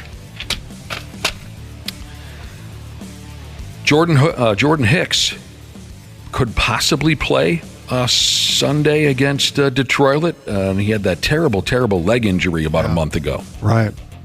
Had to have that emergency surgery, right? Oh, that sounded terrible. You know, when you hear someone describe an injury or you see an injury, there's a certain part of your body, don't get cute with this, that like tingles. Oh gosh, yeah.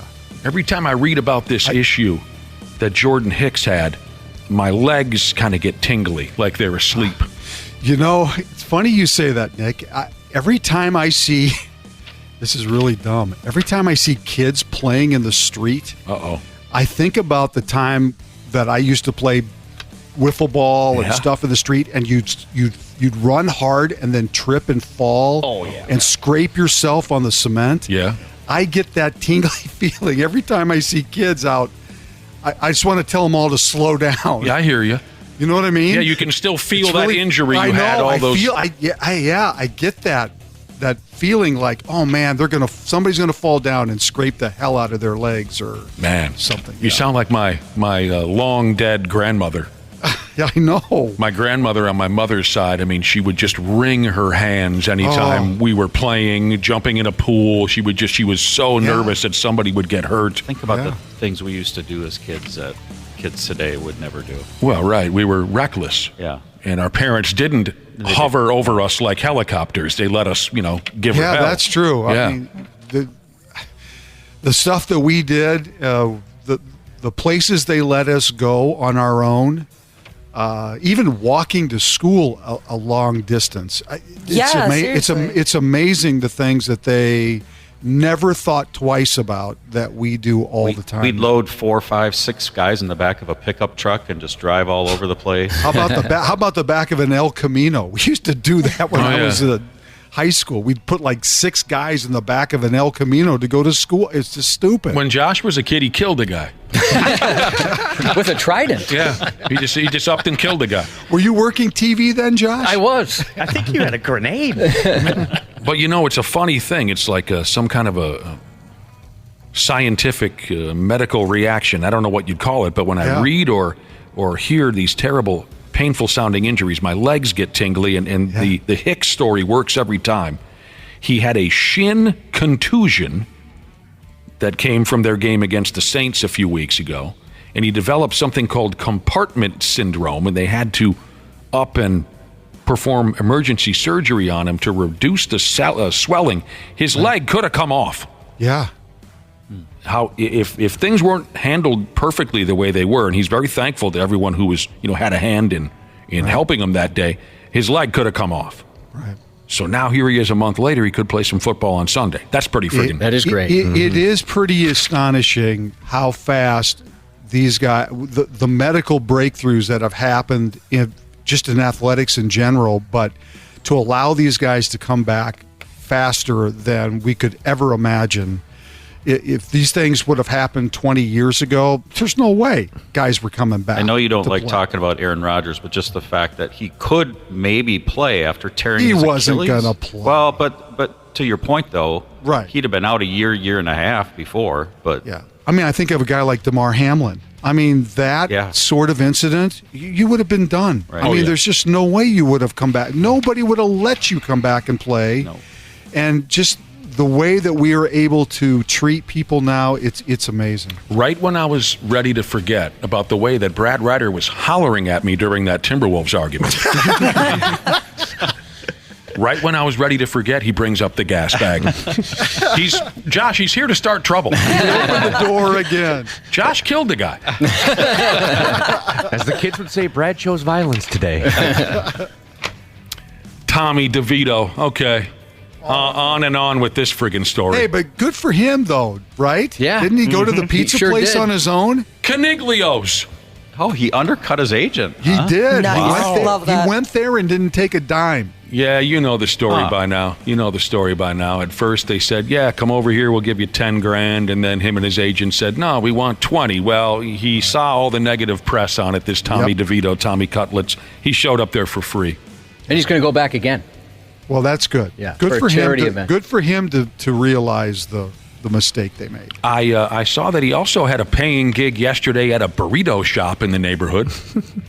Yeah, and I think that was in his hometown, too. I'll go where along he with it. grew up. You want to know the name of the burrito shop? Yeah. Bubba Coo's Burritos. I don't know what that means, but it's Bubba Coo's Burritos. It was funny. I was seeing on Twitter, everyone was saying that his mom probably called them up from upstairs and told them to go to Calignio's. You lock your butt down there right now. That's right. I don't want to hear another word about it. You tell your friend, the agent, to shut up. He just runs in his room and slams the door. You're not supposed to me! The owner of Caniglios, by the name of Nino Caniglio, he said, everything's cool. Good. No. Everything's cool now. That's Between good. me and Tommy Cutlets over there. Leave it to Philly fans to turn on a guy at the first sign of trouble. Eagles fans are calling their starting quarterback, Jalen Hurts. Yesterday we called him Jalen Squirts. They're calling Jalen Hurts. They're calling him a fraud after they lost to the Sea Ducks the other night. They're calling him a bum. Why? I guess because he's not playing as well as you'd expect. Wasn't the guy violently ill leading up to the game? That's what they said. I mean, give the guy a break. Yeah, I appreciate that advice the other day. So I went and dropped one of my regulars and picked up Marcus Mariota, only to find out that. Did you end up starting Hurts anyway? Yes, I did. Then you were fine. But So I gave stop up the crying. roster. Somebody else. You know, the guy that really took the most grief about that loss was the Eagles' defensive coordinator, the former Lions head coach, right? Mm-hmm. Oh, Patricia. Man. Yeah, for failing at the end of that game. Yeah, he was took getting a lot of crap. heat on social media. Sure. Yeah. he was getting destroyed. Who was the other team again? Seattle came right down. Yeah. Right, okay. Yeah, with Drew Lock. Mm-hmm. Yeah. The year of the backups. It is the year of the backup. That's what they're It's calling amazing. The backup to the backup. Yeah, true in some that. cases. I don't know what this means, but so they're all going after Jalen Hurts now. Suddenly, he sucks. He's not good enough for the city of Philadelphia. Whatever. The Vikings would take the guy in a second. You'll take him, Brad? I'll take him for the next 10 years. That's fine. Yes, sir. I don't know what this means, but someone said on Twitter, Jalen Hurts is just a fullback that wears hoop earrings. I don't know what that means. No, I disagree. He's not Bobby Douglas, the former Bears quarterback that couldn't throw the ball to save his life and was as big as a linebacker. All he He's did not was that run. guy. That's right. Bobby Douglas. And he could run, boy. If you were to give me one quarterback in the entire league for the next 8 years, I would take him. Okay. He's your guy? Yeah, I would. I'm going to go Joe Flacco. I don't think you get 8 years out of him. What? What are you talking about? 52. He was on the couch 2 weeks ago. He was covered in Funyuns crumbs a couple years ago.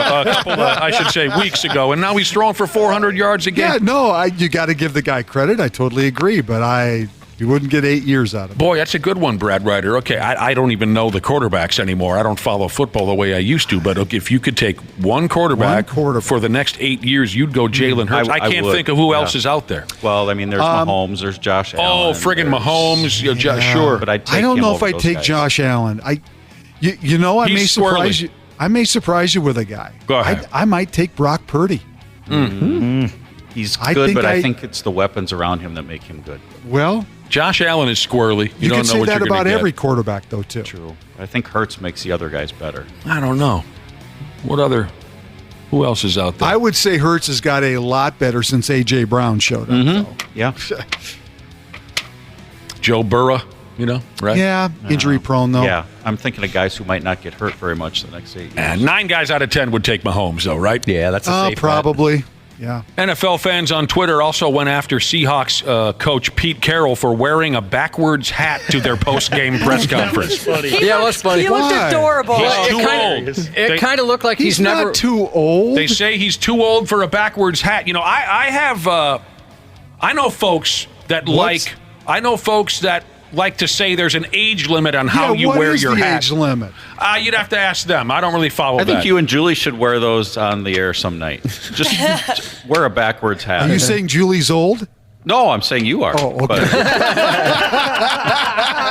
One of my buddies says that no guy over 40 should wear his hat backwards. I know disagree. guys who have these little... I have thoughts on that kind of thing as well. But anyway, they were making fun of Pete Carroll for being too old to have a backwards hat. Let me just get through this, Randy. Well, he was Shaver. wearing it kind of funny. I think that was the other I was just part. going to say that. He's not wearing it right. Yeah, he's wearing it. It's a little off. Oh, it is? Yeah. I've heard this line before, but I don't understand the reference. A lot of people on Twitter just simply tweeted, "How do you do, fellow kids?" I don't know what that... What does that mean? It's a meme from, I can't remember what show it's from, but Steve Buscemi is dressed up like trying to fit in with... Was that Airheads? Yeah, trying to fit in with the high school kids, and he's clearly older than all of them. He had like a skateboard in his arms. Yeah. I have these opinions also. I mean, one of my sports-related pet peeves is grown folks need to pick one team to represent at a time. It drives me nuts when a grown adult has, say, a Wild jersey on and a Twins hat. Or a Wolves t-shirt and a Vikings hoodie. You got to pick one. You got to pick. Also, even if you're supporting just one team, you have to have limits. Grown folks, if you're wearing, say, a Wild shirt, choose something neutral for a hat. If you're an adult and you're wearing your favorite team on your body and your head, you just end up looking like an 8-year-old who's going to their very first game. So Dana, you kind of dress like you're going to play for the team sometime. Dana breaks that rule. You just pick one. To wear it on your body and your head, you look like an 8-year-old who's going to hold his dad's hand on the way through the front gates. You know what I mean? But they didn't like too old for a backwards hat, they were saying about Pete Carroll. Yeah. I've met plenty of people who have their thoughts. If we're talking specifically about a backwards hat, I know all kinds of old-timers who have their certain set of rules on that. Yeah. All right, so I looked up knowyourmeme.com, and that Steve Buscemi meme is from an episode of 30 Rock called The Tuxedo Begins. That makes sense. There was one old-timer I used to know. He's checked out years ago. Whenever I'd wear my hat backwards, even when I was a young guy, he'd be, "What's the count, 3 and 2?" and the first time I said, "Well, what are you talking about? What are you going to play catcher? Only catchers wear their hats back. Put your hat on forward." It's a thing with some people. And like I said, I have my own things. I don't know why, but my skin crawls when I see a grown person supporting two separate teams on their body. I don't know why. It just sets me I go into a tizzy. I should have worn my Wild sweatshirt today with my Wolves sweatshirt. Yeah. Great. Now you know. I should have. You would have taken some of the heat off me, Brad. Yeah. Yeah, Dana, just do one or the other. Well, they just always match, so it makes sense. Can I go shopping for you and just get some neutral hats? Or neutral T-shirts. Just a nice gray hat. I mean, do you have to support the Buffalo Bills every friggin' day? Well, it's kind of the season right now. Every day. Josh Their killed colors a guy. are pretty cool. They do have nice colors. You do this knowing that Josh killed a guy once for no reason. That worries me every day when I walk into this building. I have to remember Josh did kill a guy once. I get hot sometimes. Well, wasn't this nice to have Brad in studio? Sure was. Yeah. Sure. You don't got to go anywhere, Brad. You want to stick around? Sure, I don't care. Are you wanted by the authorities? No, not yet. Do you got to go to work or? Well, at some point I've got more exams to grade, but I can hang. Well, whatever you want to do. Nick, can I give you one last thing before I go? Go ahead, Randy Shaver. Because you're such a big PJ Fleck guy. Yeah. Today's National Signing Day. And the Gopher recruiting class is coming together. And I just saw on Twitter that the number one recruit in the state of Minnesota, Coy Parrish of ESCO, who was courted by Ohio State late, has decided to stick with the Gophers and signed his tender. Okay. So they're going to know. Is this kid something? He's really good. Okay. Yeah, he's got a chance to be a really good safety in college football. But he's considered, he and the kid from Irondale that went to Wisconsin are considered kind of the two best players in the state. He'll be in the transfer portal by the end of the week. Oh, Irondale. Come on. No, you said Irondale. That brings me back to this guy I used to drink with. Rock and Roll Johnny. He went to Irondale. He always referred to it as Iron Jail. Oh, gosh. Because they were all troublemakers, he said. They were all troublemakers there. He referred to his old high school as Iron Jail. There you go, Randy Shaver. We'll talk to you tomorrow. Brad, feel free to stick around. Coming up next, Lieutenant Jill Frankfurth of the Minnesota State Patrol is how you say it, Josh, will be joining us. Give us a text, 651-989-9393, if you have any questions for the lieutenant. We'll be back in a few minutes here on the program. Half-assed morning show. They're loud, they lose control, they do their little circus act, they're a nuisance.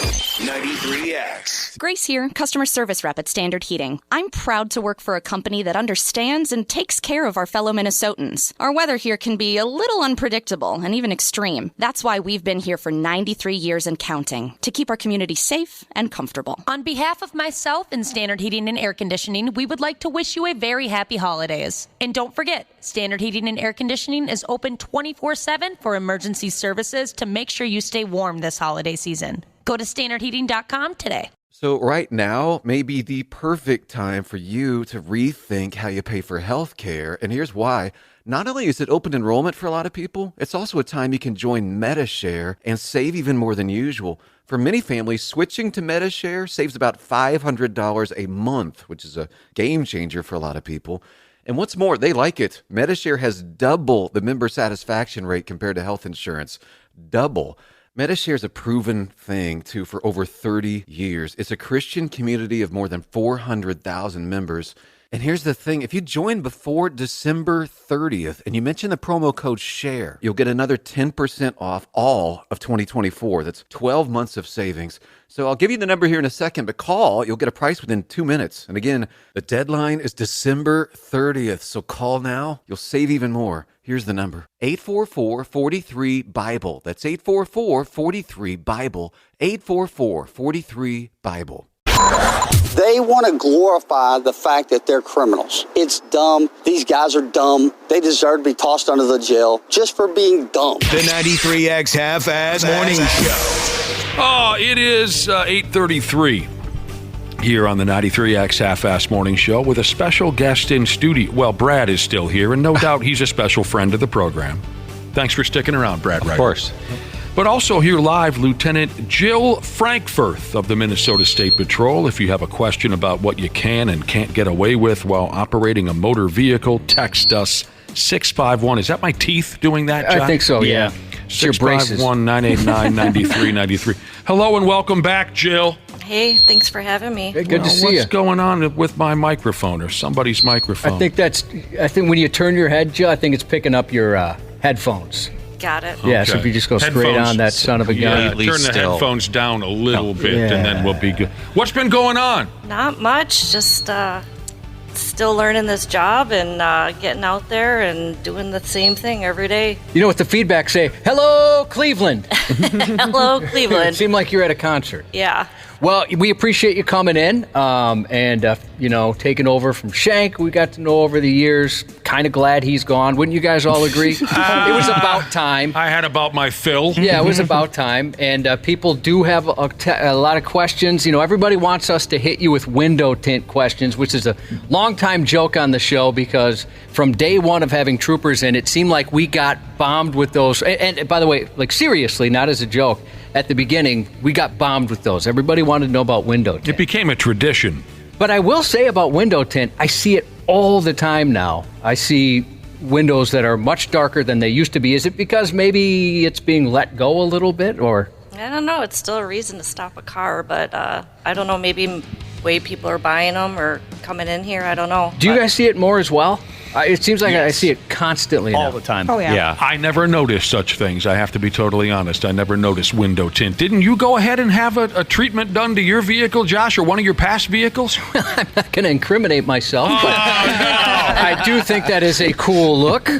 I never noticed window tint. I guess I have to tap out on that topic. But here's a question we haven't received yet, I don't believe.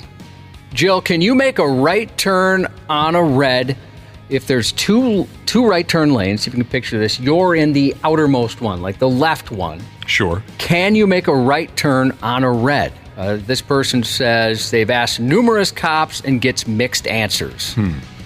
Some have even said they're not sure.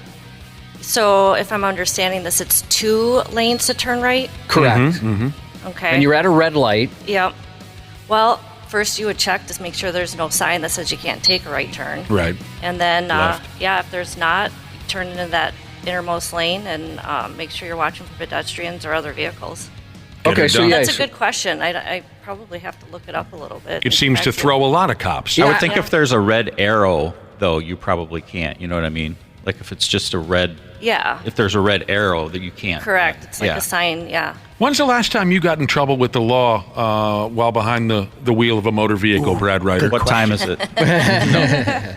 Speeding It's been a tickets? Really? I had a couple of speeding tickets, but not for a while. When you were younger, were you a kind of a crazy driver? Well, I lived on a farm, so yeah. Well, yeah. You can probably get away with a lot more than us sure. kids that grew up in the city. How long could you go as, let's say, a 16-year-old kid? How long could you go without seeing an actual cop where you came from? Oh boy, days. Yeah.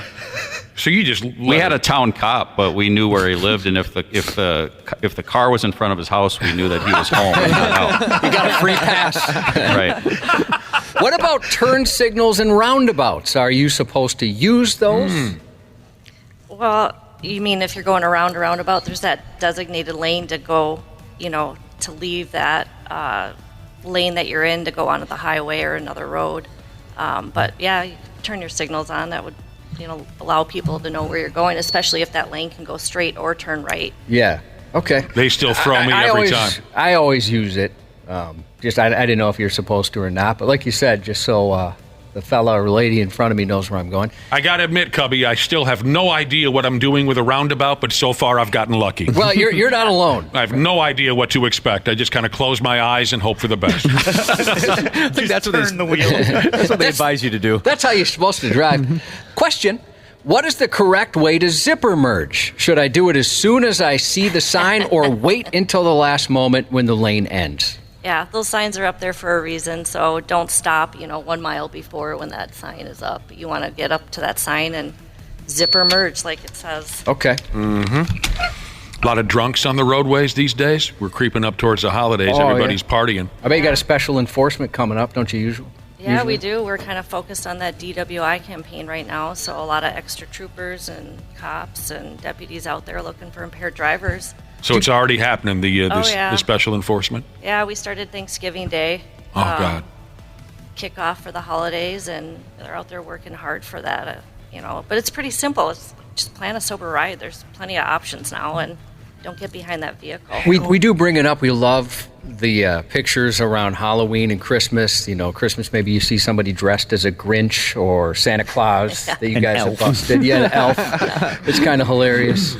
I just saw a Grinch running across our elementary school parking lot yesterday. I don't know what that was all about. Oh, is that right? School was in session and everything? Oh, yeah. Oh, that's a little creepy. bit awkward. So, that's creepy. Yeah. Yeah, we have a lot of, I don't know, maybe I shouldn't say a lot of conversations, but every once in a while, usually there's a stupid news story or something where some drunk did something ridiculous, and it still is absolutely incredible how many people just don't get it yet. They just don't get it. Yeah, it seems like there's so many options out there for those ride shares, and or you stop a car and another person in the car is sober, and it's like, come on, let's make some right choices. Why are you driving? Exactly. Yeah. Guy in the passenger seat is sober, but yet the drunk is still driving. Correct. Does the State Patrol pull people over and ticket them for driving with high beams on? Also, people that don't turn their lights on during rain or snow. Yeah, I mean, you're driving down during a snowstorm and you don't have any lights on. It depends on, the calls that we have, the service calls for crashes and stuff. But, it's a valid reason to stop a car. A lot of them are rental cars, too. I think people don't check that before they start. Maybe they don't know where the control is. Exactly. Yeah. Good call. Yeah, they have a follow-up wondering about daytime running lamps. Is that sufficient during precipitation so your tail lights aren't on? Or do you say you got to turn them on? You got to have your lights on. I always do. Mm-hmm. I always turn them. I mean, I'll tell you it just what. seems like it's easy enough. It's confusing now. When you get a new vehicle, and I was lucky enough to get a new vehicle 3-4 years ago, I had no idea what the hell I was looking at as far as the lights. You know what I'm talking about? The symbols used on the interior of my vehicle. And so once I went to get an oil change, and the guy said, flip the lights on for me. And I said, no. And he said, what do you mean, no? I said, I don't know how. I said, they come on automatically. I don't have any idea what I'm looking at over here. But I'm kind of making it seem like I shouldn't have a license. A little bit. Yeah. I don't know how to turn mine off. Like if I'm just sitting, parked, waiting, like my wife runs into a store or something. Yeah. I don't know. I hit every single one. Like if the car's on, I hit every single one, and it just doesn't go off. So I just found that out too. My car doesn't do that either. I can't figure out how to turn the headlights off. See, I'm not alone because I don't understand the symbols that are in front of me. You know what I mean? Well, I get the symbols, but none of them turn it off. So, if I'm parked in front of a business, I'm blinding everybody in there, so I have to turn the car off, and then my wife's mad because the car's cold when she comes out. I can't win. What are the consequences of rolling coal? Someone wants to know. Are you familiar with the term? No. What would that mean? I don't remember what it is either. What's rolling coal? If you have a diesel and you get the black smoke, you kick that out. Yeah, that stuff Diesel stinks. question. Did you drive diesel on the farm, Brad? Yeah. Yeah. I like the smell of diesel. You don't like it? No. Oh, I think not when great. it's coming in through my air. Yeah, you love it too, Ashley? Oh, yeah, definitely. Yeah, I'm a fan. So spitting out all that black smoke, they're wondering what the rules are. rolling coal. Well, I'd have to look at that, but that just sounds kind of... I don't know why people have those kind of vehicles where that stuff's coming out of there either. Because it's badass. It is Yeah, kind of it does badass. look pretty cool, huh? I wanted to know if I could just add that to my regular combustion engine. Just the rolling coal thing. Josh has an electric car. He's rolling coal. Fake coal. That's all pretty cool. I like those diesel vehicles with all the spitting out and I like a lot of noise, right, Josh? And we like them to be lifted to the point of annoyance. Yeah, I had mine lifted just to the point where it just scrapes the top of my garage door. Okay, thank you, all-knowing brotherhood and sisterhood. Putting the e-brake on will turn off the lights. I got to get my manual out. Seriously, I've had this vehicle 3-4 years, and I still don't exactly know what I'm doing with the lights. You just keep it on automatic? Just keep it on automatic all the time. That's what you do? That's what I do. Yeah. Right. So, but I'd like to not embarrass myself again at the oil change joint. You know what I mean? Where I had to tell the guy, I don't know what I'm doing behind the... We're talking with Lieutenant Jill Frankfurth of the Minnesota State Patrol, fielding questions from our listening audience. 651-989-9393. I got one more before we take a break. In this one, I think this is something we've covered before, but I don't remember. Can you ask the lieutenant if it's illegal to drive with headphones in your ears? Yeah, that's a good question. So law says you can have one in your ear. So like an ear pod, you can have one in your ear, but one has to not be. Yeah. Okay. Obviously, it's for distraction. It's distracted driving rule. So Right. Cool. Yeah. If you're listening to tunes behind the wheel, Jill, what's your band? Come on. My band? Yeah, what's your band? Oh, I don't know. I grew up.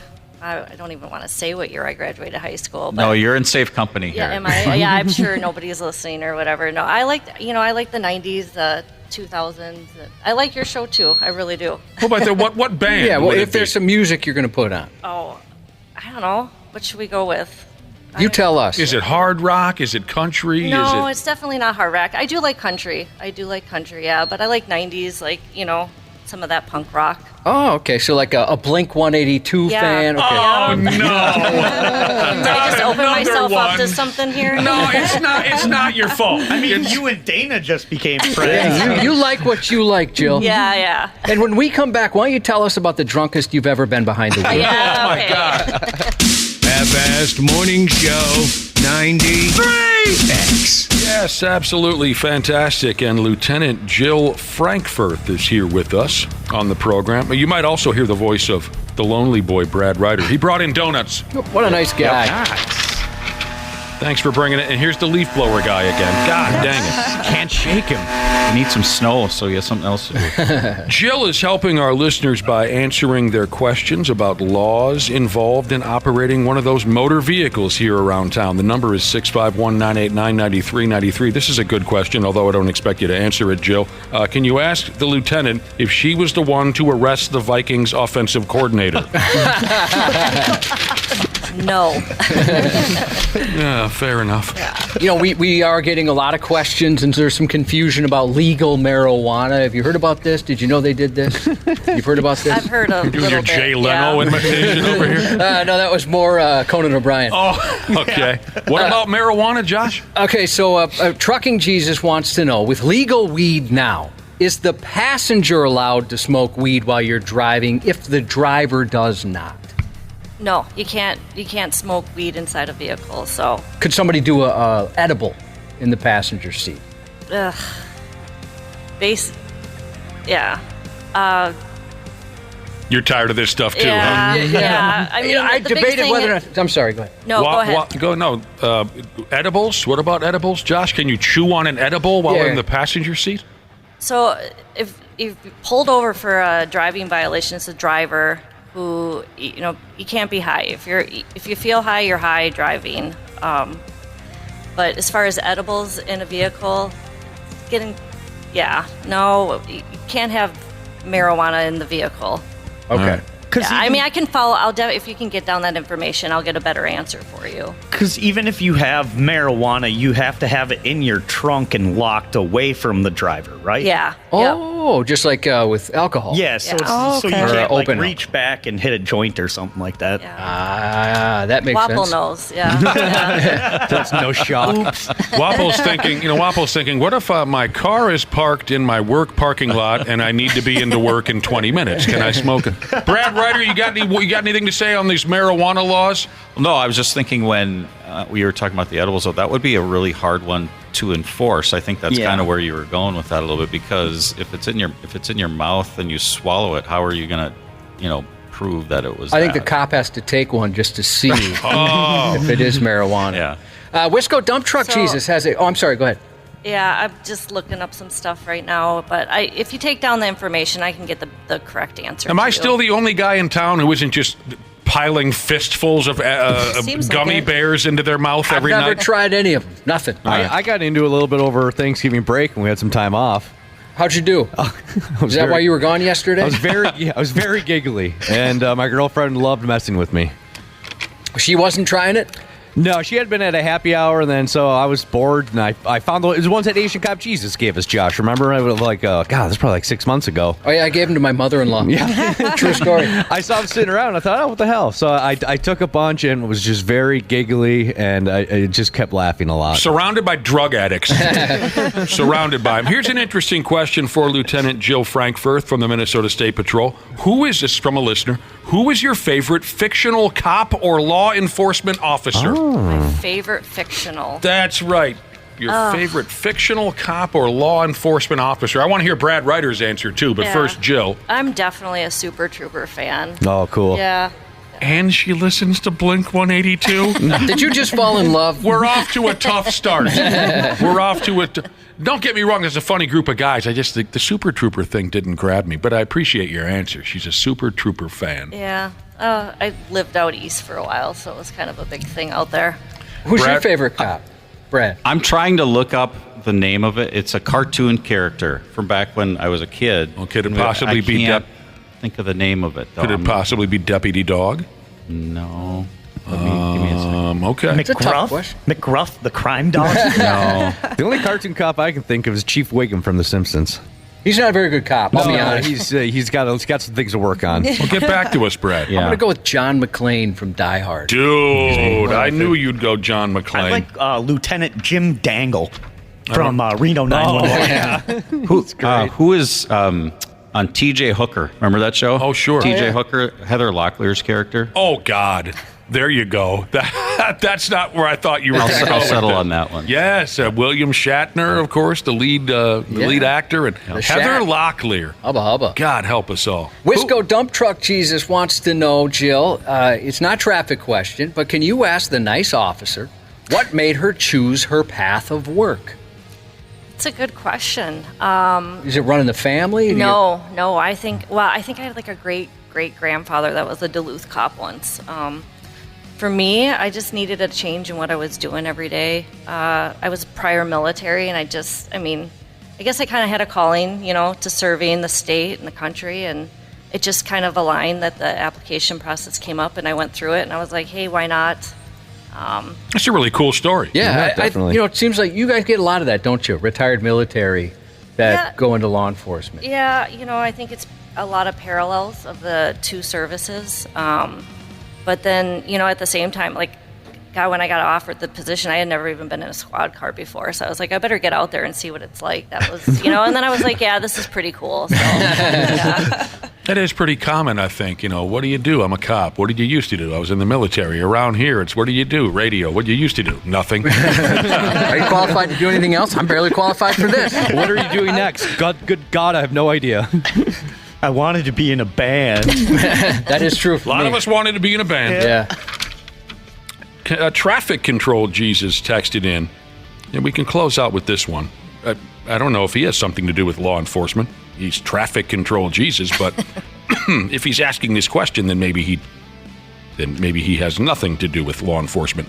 What's the procedure when I smash a white-tailed deer? Can I just start cutting my supper out of it and mounting the antlers when I get home, or do I have to call you first? I feel like I've talked to this guy before. Have you really? No. So yeah, someone like him, I'm sure. Exactly. Yes. Yeah. So if you hit a deer, you can take that, I guess, home with you. Mm-hmm. I've been on the side of the road where somebody's wanted to cut it up right there in front of me. Right. But you have to get it's basically a little piece of paper that a law enforcement signs that says you can take that. All right. Yep. All right. Some folks like that. Brad Ryder, you ever smoke a deer when you're driving around town? Oh, yeah. I thought you were going back to the marijuana conversation. No, I know you're a better man than that. Yeah, I've hit a couple deer before. Yeah. I hit a deer one time with my father-in-law's pickup truck. That was fun. Scare the hell out of you? I was scared of my father-in-law more than I was anything. I can imagine. He was a cheap bastard? Yeah. I've come close. Luckily, I'm disagreeing with you. Now I'm in trouble. My wife doesn't listen, but her friends do, so I'm in trouble. That's great. The holiday season just got a little more rough for Brad. Yes, he was a cheap prick, he says. Well, Jill, it's tradition. The first time we have a new trooper on with us, they do a desk pop. You want to? Oh, no. Would you like to give a shot? Do you want to do a desk pop before you get out of here? You're going to have to explain that. It's just like the movie. It's just like the movie. Hey, Jill, thanks for coming in. Thanks for your help. And, of course, Merry Christmas, Happy Holidays to you. Yeah, same to you guys. Have a good one. Looking forward to seeing you next year. Have you back on. Yeah, sounds good. Shout out to the guys and gals at Brian Rock. The last day crushing for the season from Red Rock Loader Jesus, Paper Jesus, Off-Road Snapper Jesus, and Boulder Loading Jesus. Shout out to Part-Time Electrician Jesus from My Boss Won't Give Me a New Van Until You Pass Your Test Jesus. Happy 24th to Has to Poop and Fleet Farm Jesus. And a happy birthday to Baby Cakes from Tea Drinking Jesus. The 93X Half-Assed Morning Show. 93. The 93X Half-Assed Morning Show podcast is sponsored by Standard Heating and Air Conditioning. New episodes drop each weekday. If your podcast platform has ratings, go ahead and give us 5 stars and maybe give our enemies 1. Thanks, and here's a word from our sponsor. On behalf of myself and Standard Heating and Air Conditioning, we would like to wish you a very happy holidays. And don't forget, Standard Heating and Air Conditioning is open 24/7 for emergency services to make sure you stay warm this holiday season. Go to standardheating.com today.